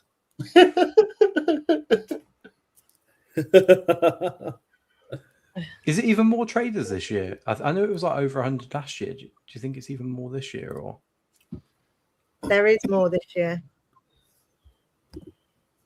It's mad. Everything's growing so fast. Rightly so. You know, wow. I mean, when you look at the amount of shows that are being chucked out there, you just think you've seen a way of making money and just thought, I'll hire out a town hall and see what cash I can make. Oh, and a lot of the smaller shows are being started up and made by people that have been in the hobby 10 minutes. And I question, or I'd like to be reassured that they're actually as passionate as the likes of the BTS are for the hobby, not just about traders into a room and go in, brilliant, see you this time next year. I don't think you'll find that now, just because like they started back when it wasn't ever profitable, right? I assume like it probably was profitable, but it's not on the scale. It was started out of pure love. Well, I can stop you there because the BTS, that we discussed it earlier, are not for profit organisation, so it's charitable. Yeah. So and they started 40 years, right? 40 years of literally money going straight back to conservation and tarantula research. Yeah, it's insane. Yeah, what is it? Four shows a month now? DB we're up to? I don't know. I go to the invert shows once, apart from Glasgow. I go to BTS, and I'll probably go to Phil's Midland show, and that's it. Yeah, there's not much time to go. I was saying this to some of the other keepers because some people were a bit upset about people going to some shows and not the others, and I was like, well, if you think about it, you're not giving the inverts any time in their enclosures. If you go to every single show, it's not fair on them because you take them out, you have 5 days, at home, and then you're back at another show. It's really not. It's never going to be viable if you do all of them. I think with sellers, it's not acceptable, but it's kind of an area where we just have to go, yeah, I can't see that happening, because you have to, if you're going to have a hobby, you have to have them for sale. And the only way to have them for sale is to have them in a case where they're displayed and you can see them. But from the point of sale, the life should 100% change to the best keeping that's available. Full stop. Oh, so do you mean like most? Because I'm thinking specifically like pods, because we take them out of their terrariums. We don't keep them in like a smaller pot? Teas and I know snakes are usually kept in different environments before they're sold. They're not in a big. You've been to a show, Josh? Yeah. So, they There just you stay in the things in the rounds. I don't know if sellers would keep them in those things from show to show, or if they would put them into a different tank or what. But unfortunately, if you're going to sell something, you have to have it out on display. So I didn't think there was a problem with that. You take a picture of one, and that's it until you sell it. And then once you sell it, you can dig it up, package it up, and send it off. But at the shows, you've got to dig it out and put it into a smaller container. Yeah. With bare minimum substrate, but you're keeping the humidity obviously still correct, and then off you go. Do you know what I mean? Yeah. That's what I mean. That's fine because that's probably most sellers probably do that once every 2 months. Between shows, I couldn't comment. I don't know.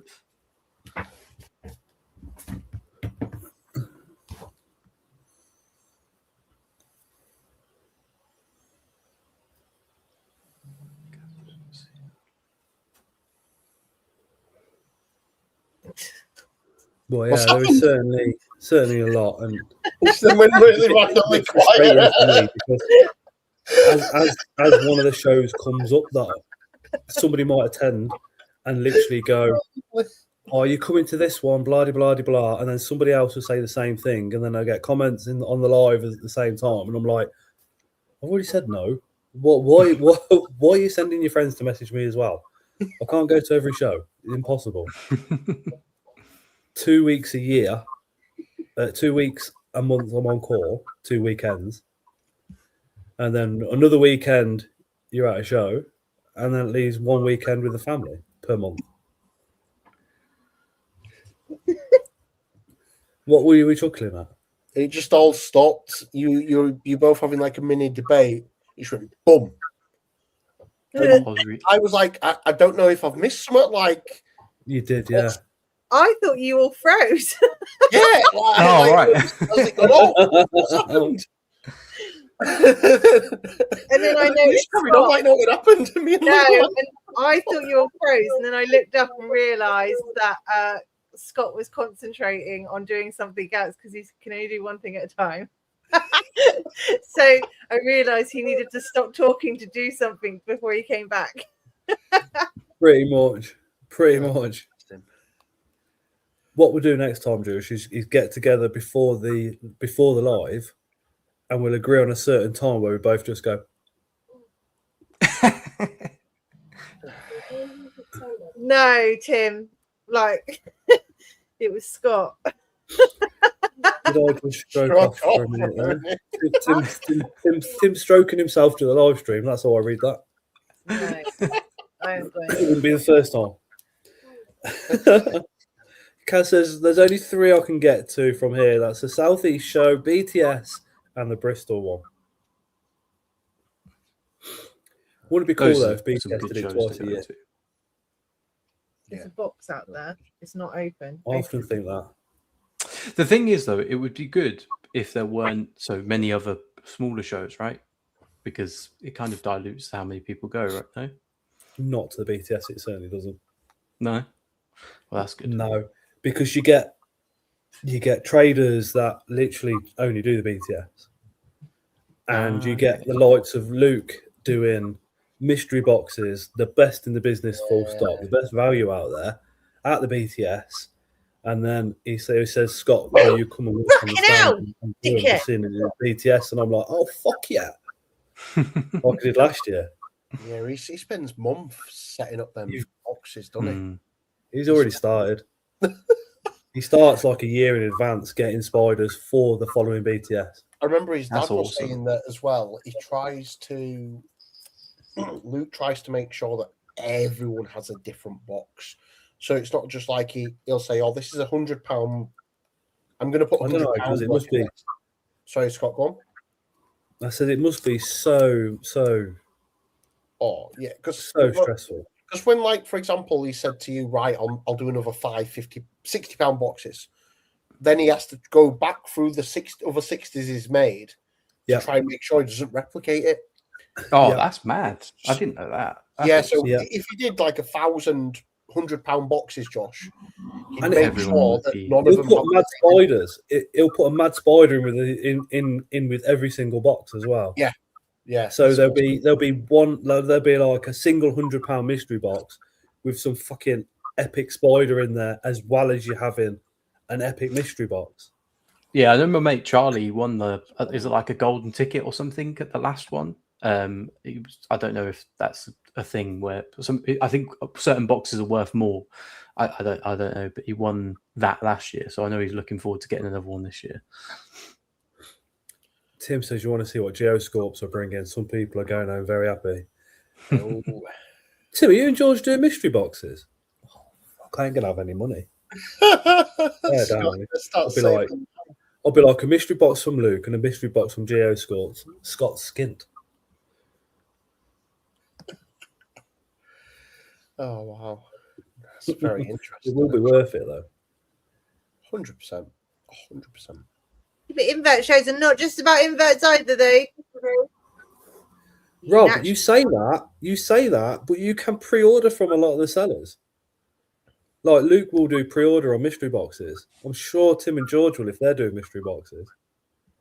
Okay, why not? You can get holidays as well at the shows. Win holidays. You can not win holidays. You can get a holiday, like an actual animal orientated of your choice holiday, and we also do disabled friendly holidays as well. But they're like herping. So if you're really into snakes and amphibians and stuff like that, we'll take you out herping and stuff like that. But we do disability friendly ones as well. Oh, I'm going Madagascar in January, and I'll be looking for various reptiles. I'm going herping, Nice. but you can also come with us and look for spiders in Africa and all sorts. you better be taking a camera. Apparently, Tim says the I'm BTS taking a drone. That's perfect. Absolutely perfect. Scott, it was just his way of getting around the fact that he bought 3 fucking drones. Yeah, don't worry about that. As long as you get that video footage, will be fucking awesome. Tim says the BTS are doing the golden ticket again. It launched today. Book your ticket for BTS online, and somebody will win £100 to spend at the show. Fuck yeah!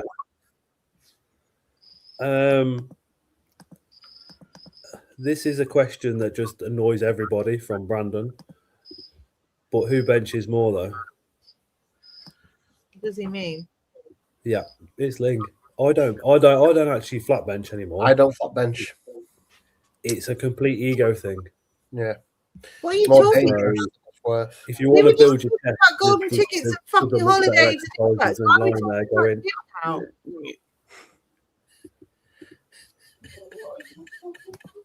What the fuck? No, Brandon, shut the fuck up.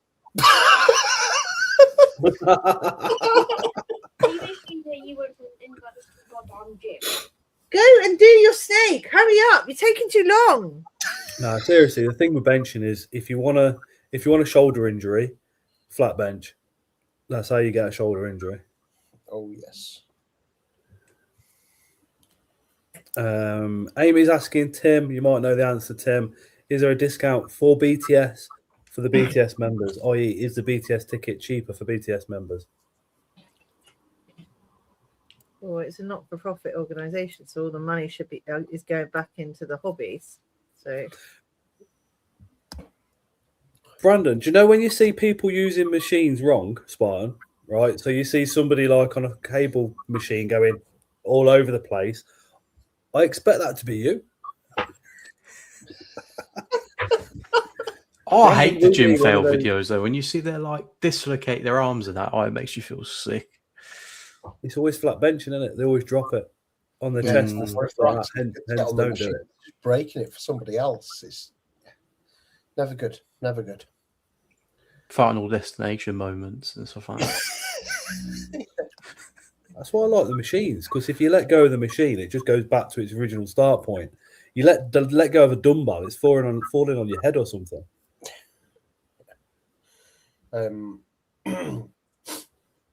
Members do get a discounted entry.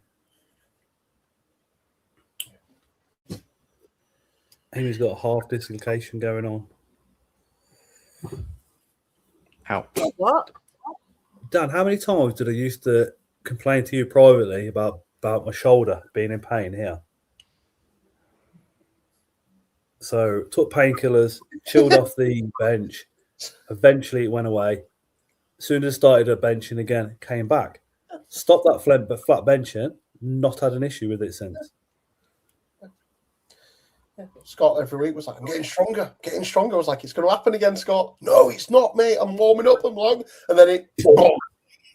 Yeah. I remember you running it. And I was like, laughing. And he was like, why are you laughing? I was like, I told you. Oh, dear. The problem is your body gets older, but your mind does not. Your mind looks in the mirror and still sees a 20 to 30-year-old. Does it? Well, feels it. You know what I mean? I don't. No, my back hurts every bloody morning now. Every morning, my back hurts getting out of bed. Can I have your mirror, There was a Scott? meme, right, showing over 40s going to the gym, and then people imagine them getting up in the morning full of energy and all the rest of it. And then it switches to Deadpool rolling out of bed with his arms all twisted and stuff, going, this hurts. And it's like, yeah, that's the one. Josh is just, yeah, you heard the crickets in the background then. That's, Josh, you better not comment on this. You're, Yeah, I'll just keep my mouth shut. Yeah, do that. On what? Did you empty a box of crickets in the house? Being old. Yeah. Yeah. Josh is still in his 20s, so... Oh, fuck off. Wait a minute. Pour the bags in There there. we go. Problem solved. Muted him. Don't worry about that bit. Just pour the bags. Fucking getting old. Nah. If you think you're getting old now, wait till you actually get old and hurt. Oh, no, it does. To be You ain't fair, gonna deal with it. minor problems. It's like, oh, I can't stay up till 7 o'clock in the morning anymore. I have to go to bed at 6 o'clock in the morning. Can't stay up till 7 in the morning. Yeah, you can't do that. You can't stay up till 7 in the morning Why are party. you doing Yeah, that just anyway? after that. Because that's when the last club would close. It's about being old. Hmm? It's about being sensible. It's not about being old. Why would you want to stay up till 7? Cass says, Scott, you're only as old as long as you Sleeps for the feel. week. Yeah, the wife's only 34. So I'm 34. I'll take that. I'll take that. Can I be 19 again then? Sorry? Can I be 19 again? Well, you'd only be as old as the man that you feel. Why, man? They'd be Well, doing woman, that. I'm Chinese, not Taiwanese. I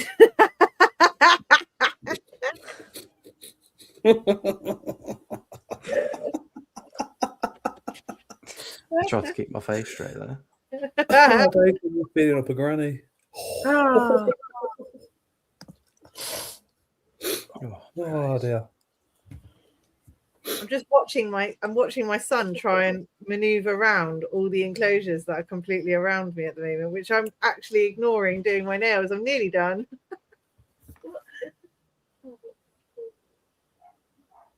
You might have already asked this, but are you getting any new species or anything, guys? Dan, Scott, Bling, anything exciting? I don't really plan species as such,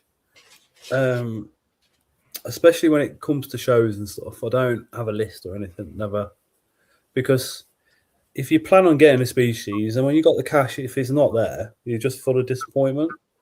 That's so true. I just go to every show with an open mind of let's have a wander around. And I used to go to shows with a list, don't get me wrong, and now I enjoy the shows far more, and I might buy something that I've never even thought of before as well. But the only thing that we've got planned is a calciatum, which I've bought off Ling, and that will be coming at the Barnsley show. She's taking it, so I'll grab that then.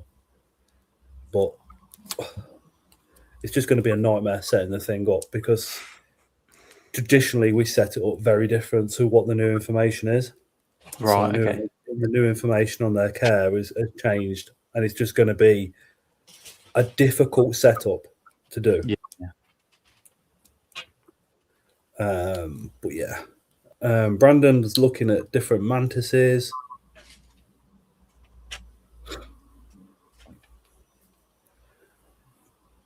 But no, as terms of like invert, might get more millipedes. Well, I will get more millipedes this year. That's a definite. There's a couple of centipedes that are on a wish list because they're just well expensive. But yeah, we shall see. I've got a couple of centipedes coming that my friend Charlie's going to start looking after, which he wanted. I was not really part of the conversation, but he just wanted some, so he's going to get some. I think it's white beard, mint leg, and yellow leg. Giant white leg, mint leg. Yeah. So he's going to give. He's going to continue with those. I know they're pretty advanced though, so. Sorry, I just had a text saying, have I put a meeting in 2 people's diaries for work in the morning? I was like, yeah, I have, and realised I hadn't. So I just had to bob in the Teams invite really quick. Yeah, fun. How is work done? Still doing the same thing? Yeah. I've been off since last Tuesday. Which we'd be very thankful. Work have been really good about it. To be fair, they just said, obviously take what time you need to do. But no, mate, it's been at the new place now just over 6 months. It's very different to the old place, but in a very good way. So yeah, I'm just enjoying it.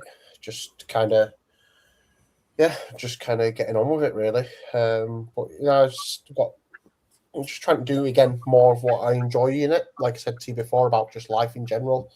I enjoy meetings more than anything else, so I'm just trying to book as many meetings as I can with clients and stuff like that. So my first day back tomorrow after not being in there since last Tuesday, and I've got like 4 meetings. Well, I've got 5 actually, because I forgot about this one. So tomorrow should go pretty quick, which will be nice. I honestly, mate, I've been getting into your line of work a bit recently by reading your LinkedIn posts. Put And the back into us. I love the fact that, you're always trying to save people a bit of money as well. In the sense that, see, like, I love seeing your posts like, can you do this? And you're like, you just need this washer, or you just need this one thing changing, or seeing other people have bodged it in the past, and then become a much bigger job. It's just pointing out things that I've been pressurized to do in the past. Yeah, and then I'm not pressurized to make those decisions now, because especially with things like lying about stuff that you used. So in the past, like you're always under pressure to make sure you used so much oil, and the way you did that was basically if you send a cherry picker up in the air, all the oil's in the ram, so the tank shows it's empty. So you take a picture and then you bring it down, and all the oil returns to tank, so it shows the oil tank being full. And you take a picture of that, and then it looks like you've put 20 litres of oil into it.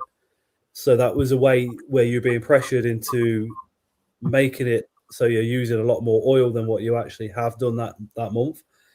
The company that I'm with are very honest. If you did that, you would get such a bollocking, it's unbelievable. But if there's a loose nut that's leaking oil, I am under zero pressure to change the hose. I've worked for 2 companies in the past where the managers have turned around and said it's never a loose nut, it's always a leaking hose. And by that, a job that will charge let's say an hour's labour to do up a loose nut and whatever oil it's lost, so maybe an hour and a couple of litres of oil, has now turned into 20 litres of oil, 2 hours labour, and the price of a hose, and basically that's whichever hose you picked and decide is leaking.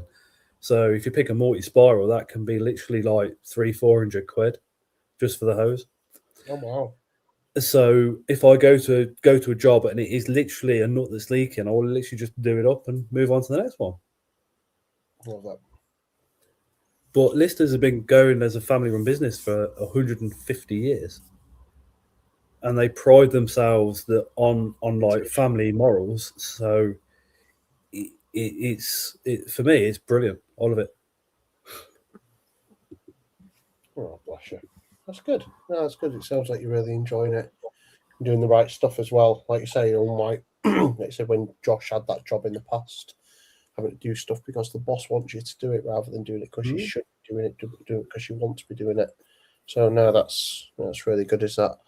It's really easy to be in a job and feel, because the managers will put that much pressure on you. You will feel like there isn't any other job out there, and you haven't got time to look and all the rest of it, and you wouldn't be able to get another job. And then suddenly you realise that there's loads of other companies out there doing this, that offer you the same position but with better quality living, and that's why I changed. And boom, there is, in my industry, there's tons of jobs doing the same thing. I'm just very lucky to fall into the company that I'm with now. I think it comes with experience as well, though, right? Because you get to a certain level when you can just kind of, you tell your manager, actually, no, I know what's going on here, mate. Whereas when you first start out in things, like when I first started coding, people would tell me things that now I know are completely wrong. But if they told me them now, I'd be like, no, mate, I'm not doing that quite. If I went back to a company that I used to work for, it would still be the same. They would still say, do this, do that, add this. And if I didn't add it, they'd add adapters on and stuff like that. When I put my list of what I've used, the parts in on the app, it would get changed so it was higher value. Oh, right, okay, fair enough. Lister don't do that. That's good. And will not do that. You also get the time to do the repairs as well. So if it's a big job, it's a big job. Whereas with another company, if it's a big job and low value, yeah, just move on to the next one. Just tell them you can't do it on site. Oh, great. Yeah.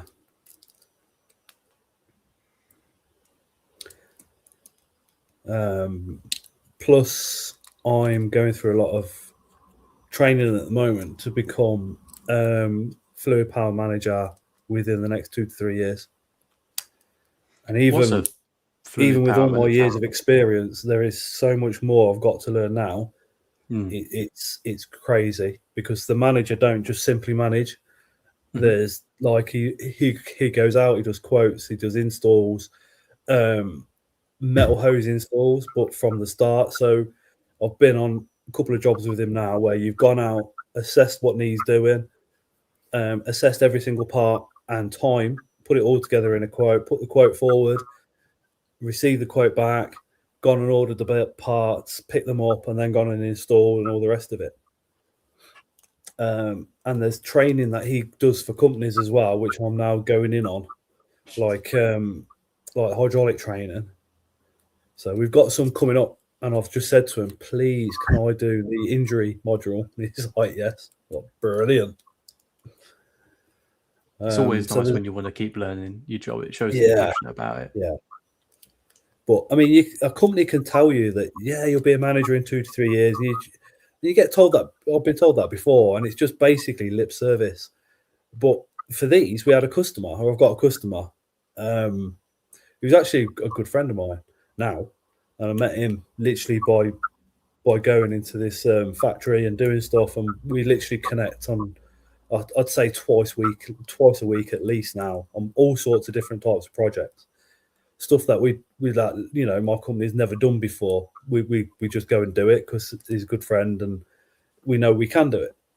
And he turned around to me and he said, "Oh, saw your manager, blah blah blah blah. You're going to be you're having his position, aren't you, in 2 to 3 years? So you're going to be coming in and doing these quotes that he's doing currently, and coming in the next 6 months and doing the training." And stuff like that. And I was like, yeah. So to hear it from a customer that's pretty much guaranteed, isn't it? You know?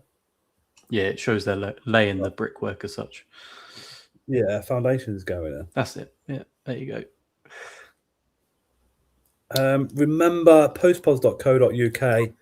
Use discount code Scott20, 20% off. Only while the stream's live, and we ain't going to be live for much longer. So if you quickly want to pop over to Dan's website and spend a bit of dollar and get 20% discount, which with isopods, some of them are very expensive. So you could save yourself quite a bit of dollar there. Yeah, that's pretty good, especially since I think Dan's got some new species up as well. So that's It works on the millipedes and the roaches and the Awesome. accessories as well. Works on everything. So I went to Josh's house actually the other day, and sorry, I keep getting some in my eye. And went into his building where he has all his pods and stuff. There's just so many names I'd never even heard of before. So many names. It was amazing. It was amazing. So made me a bit jealous actually, which was really, really good. It shows the passion is still there. Do you know what I mean? So you know, this is different. Oh, this is cool. That's really good. Josh, how do you get into coding? what's that? How Sorry, I old missed is it, that. Kaz? Because if it's between jobs as well, so obviously Josh will be able to talk about this better. But Udemy, so I my job is placing developers like contractors. So Udemy is really good online, very, very cheap as well to start coding. But if he's looking to do it seriously, there's a company called North Coders, and they do like an intense boot camp for like 8 weeks, where after that they'll help you get a job as a coder, quite a few different languages. But yeah, Josh, how did you get into it? Did you do it at college, uni? What So it's quite funny actually. So started hacking? basically, I was a Sparky, and I moved from Leeds. I had to find a job when I moved to Peterborough, and I was doing I was working at kind of like a cake topper factory type of thing, working on efficiencies, and I'd lost that job, so I worked at a call center, and it turned out that I went to there was a guy there called Josh, and he said, "Hey, I'm looking to become a coder," and I was like, "Oh, awesome!" And he said, "Oh, it pays X," and I was like, "Wow!" I was like, "Okay, I need to get on that." And he just turned around to me and he said, "Oh no, you're not smart enough," and that was it. That I'd never done any coding before in my life. It was just someone saying that I couldn't do it. So I was like, "Okay, well, I'm going to apply," and I applied, and then it was quite funny because he ended up telling the whole office that they must have got our names confused and stuff like that. But yeah, so I got quite lucky. So I just applied, and they said, "Okay, we'll teach you how to code from kind of day dot." I didn't know anything beforehand.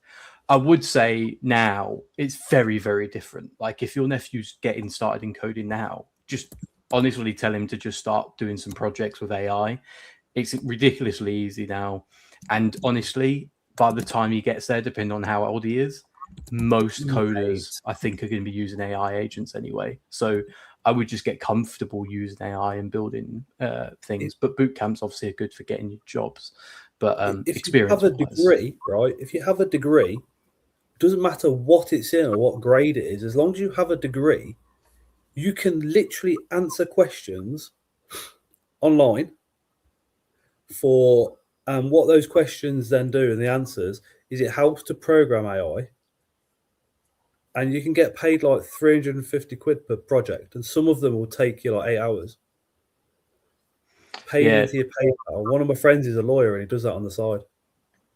Yeah, the problem is you're making yourself redundant. Like they'll only do that for a couple of years, and then when it's built and it knows everything, they don't need you anymore. Because trends change, yeah. But things like coding and the law doesn't really, like the laws change very minutely. Coding changes very minutely. No. So he is like, well, he's in legal. So on the way to and from work, he'll answer these questions. So the questions aren't necessarily on law, but you do need a degree, so you've got a level of education. But the questions and the answers are on all sorts, but it's not just yes/no question answers. You have to. It is detailed and complex. But yeah, no, I understand. It's just that it will replace us. It's not gonna. It's gonna be faster than people think because we work with AI every day. It's insane. AI is the worst thing for the hobby at the moment. Oh, you mean for care? Oh, that's just because there's just so much for everything. The thing is, because the data set for AI goes off of like Reddit, you've got to think, like you said about your new spider, the new information is so much different to the old. And the thing is that the way Reddit works, obviously, you will have 100 posts on the old information and only 2 or 3 on the new because it's new. And as such, it gives you all of the old junk. So yeah, AI for care, for isopods or any invert is usually, at least in my experience, crap. But it's not just that; it does the same thing for everything. So instead of giving you the up-to-date information, it's going to mix the old information with the new information, and then just give you. Yeah, if it's especially on opinion pieces and stuff like that. But unfortunately, it's just for code. Like it just doesn't really change because it's just factual lines of. Like it's specifically, coding that I'm obviously worried about, but anything that doesn't really change and uses logic, AI is just going to completely take over, I think. So AI is going to take over your coding job. 100%. It's not, 100%. Like, so at work at the moment, we're actually being talked to about using AI agents. So now instead of employing new people, we could use those AI agents as they build up their functionality within the next 5 years. Most of us will become redundant. It's going to be basically the way that a lot of these logic jobs will become is you'll have the people that are right at their job. And I'm one of those people. I'm decent at my job, but I'm not like, Einstein. And then you'll have the Einsteins, and it'll be the Einsteins that stay in the job. And it'll be us that's kind of left behind and, using AI just to build new things. Because our throughput, like just to give you a sense of scale, what we used to take a year to do now can take us less than a day because of AI. It just does it for you, really. And anything logic wise is kind of affected. I think coding is going to be the hardest one. And that's going to go probably one of the first, and then other things will be a bit further behind. But yeah, within 5 years, I would say that there's going to be a massive crash in the coding market for developers, and they'll change to something else. Scary, man. So we've got your website up now, Dan.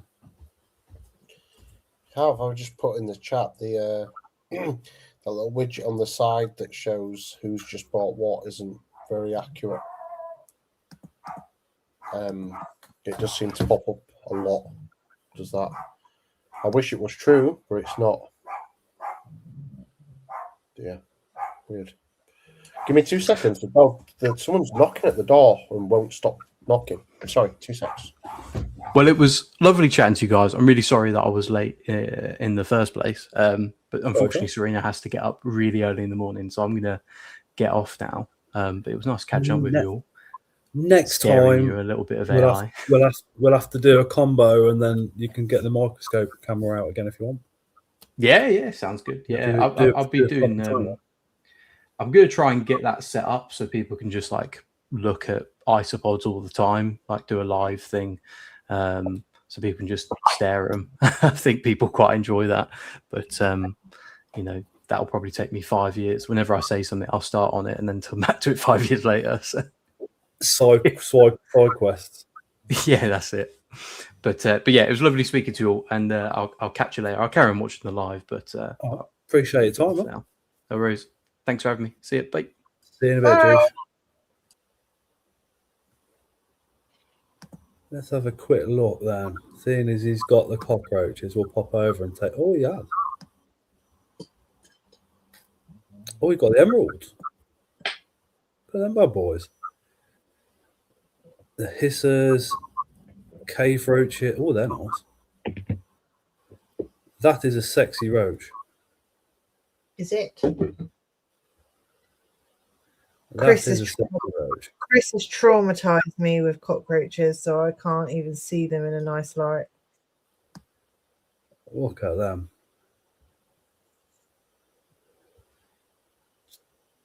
I want all the information that you need.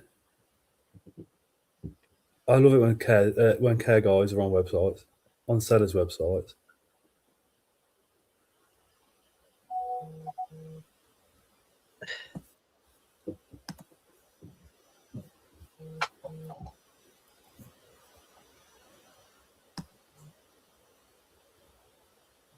Oh, that's pretty. That giant flower. Sorry, guys. Camo. Dog was barking like mad. Bananas. Are you doing Barnsley down? No, mate. No. First show I'll be doing will be Capital.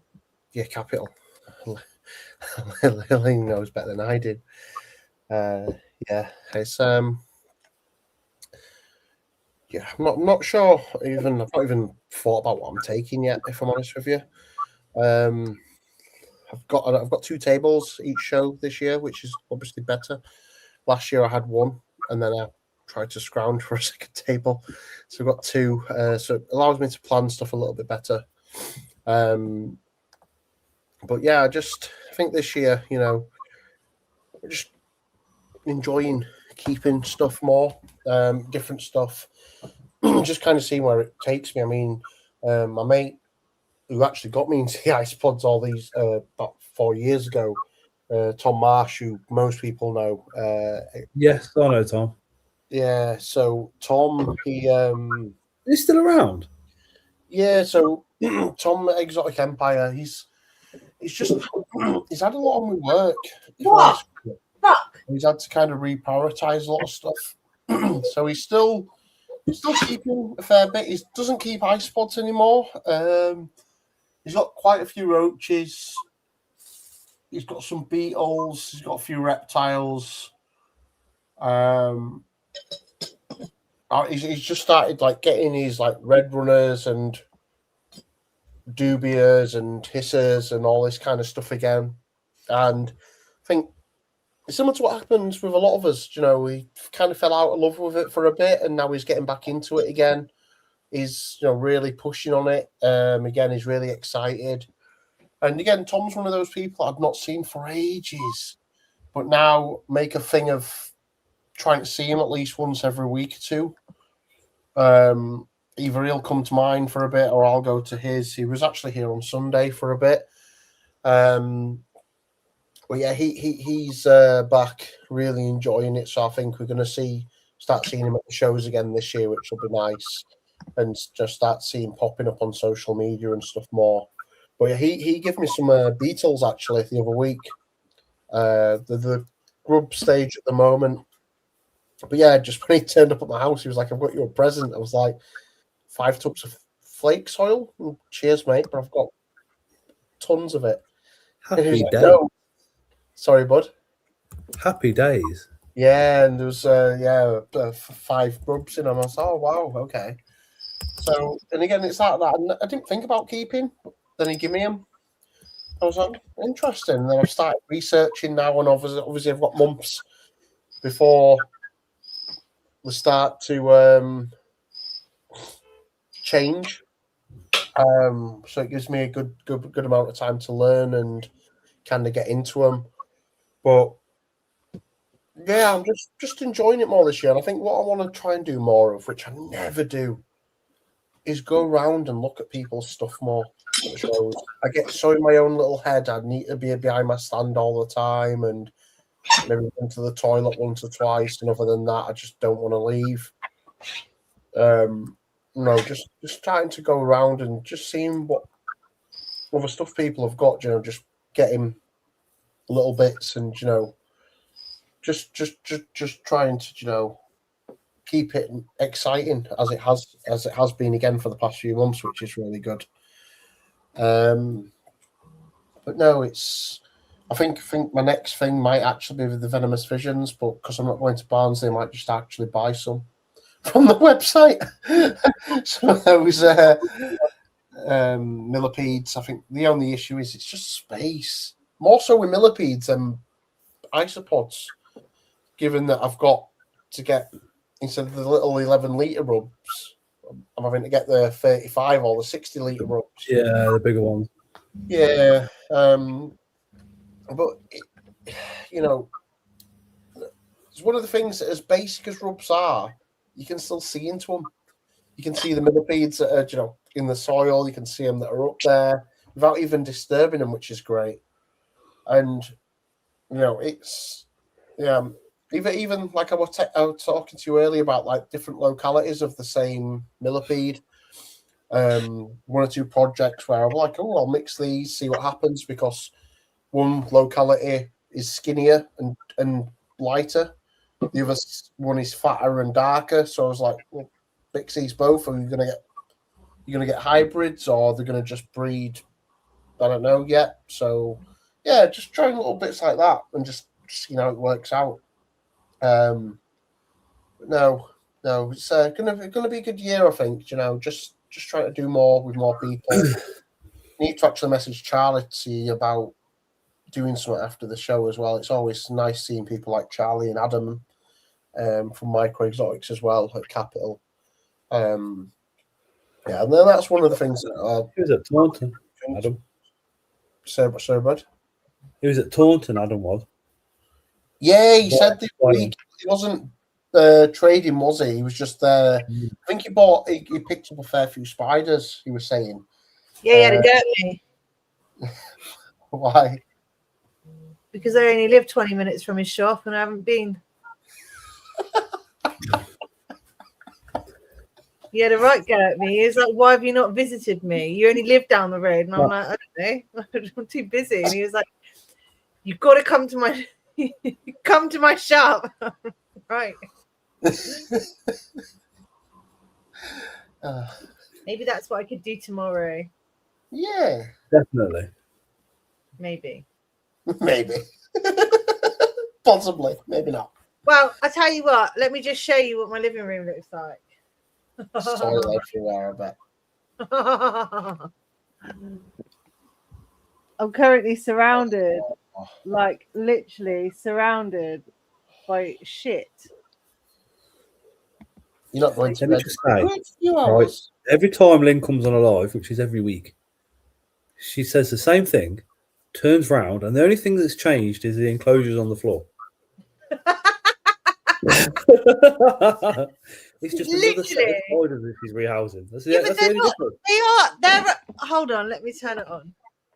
This is just ones that I'm like faffing around with. It's not. I don't think her front room ever changes. I think there's always rehousing going on.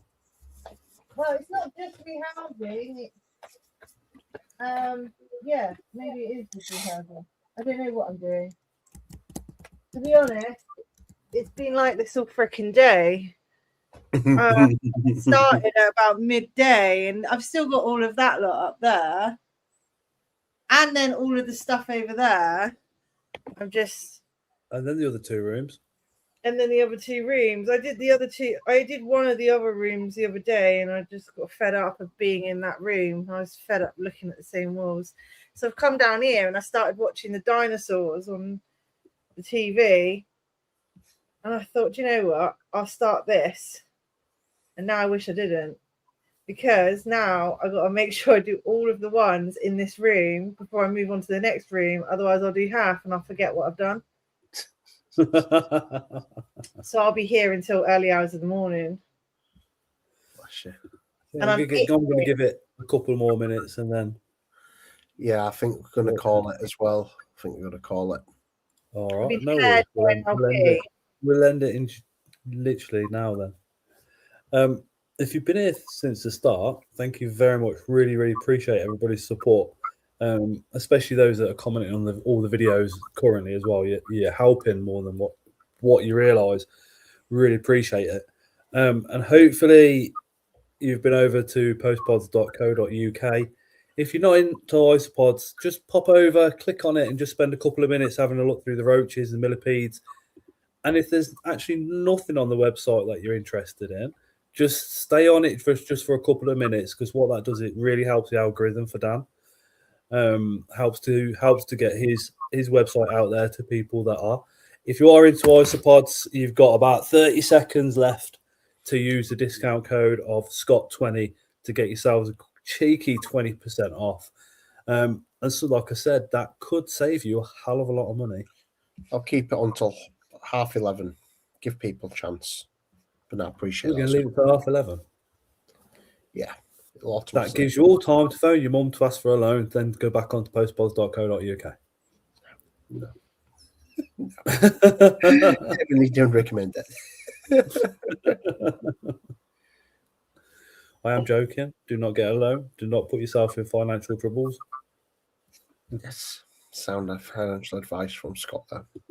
Yeah, but just to reiterate that is 20% off postpods.co.uk with the discount code of Scott20, and that is until 11:30 this evening. Appreciate that, mate. Thank you very much. Nice one, Dan. Thank you, Scott. Thank you, Lee. See you both soon. And we shall see everybody the same time next week. Night all. Take care. No. Bye-bye. Ciao.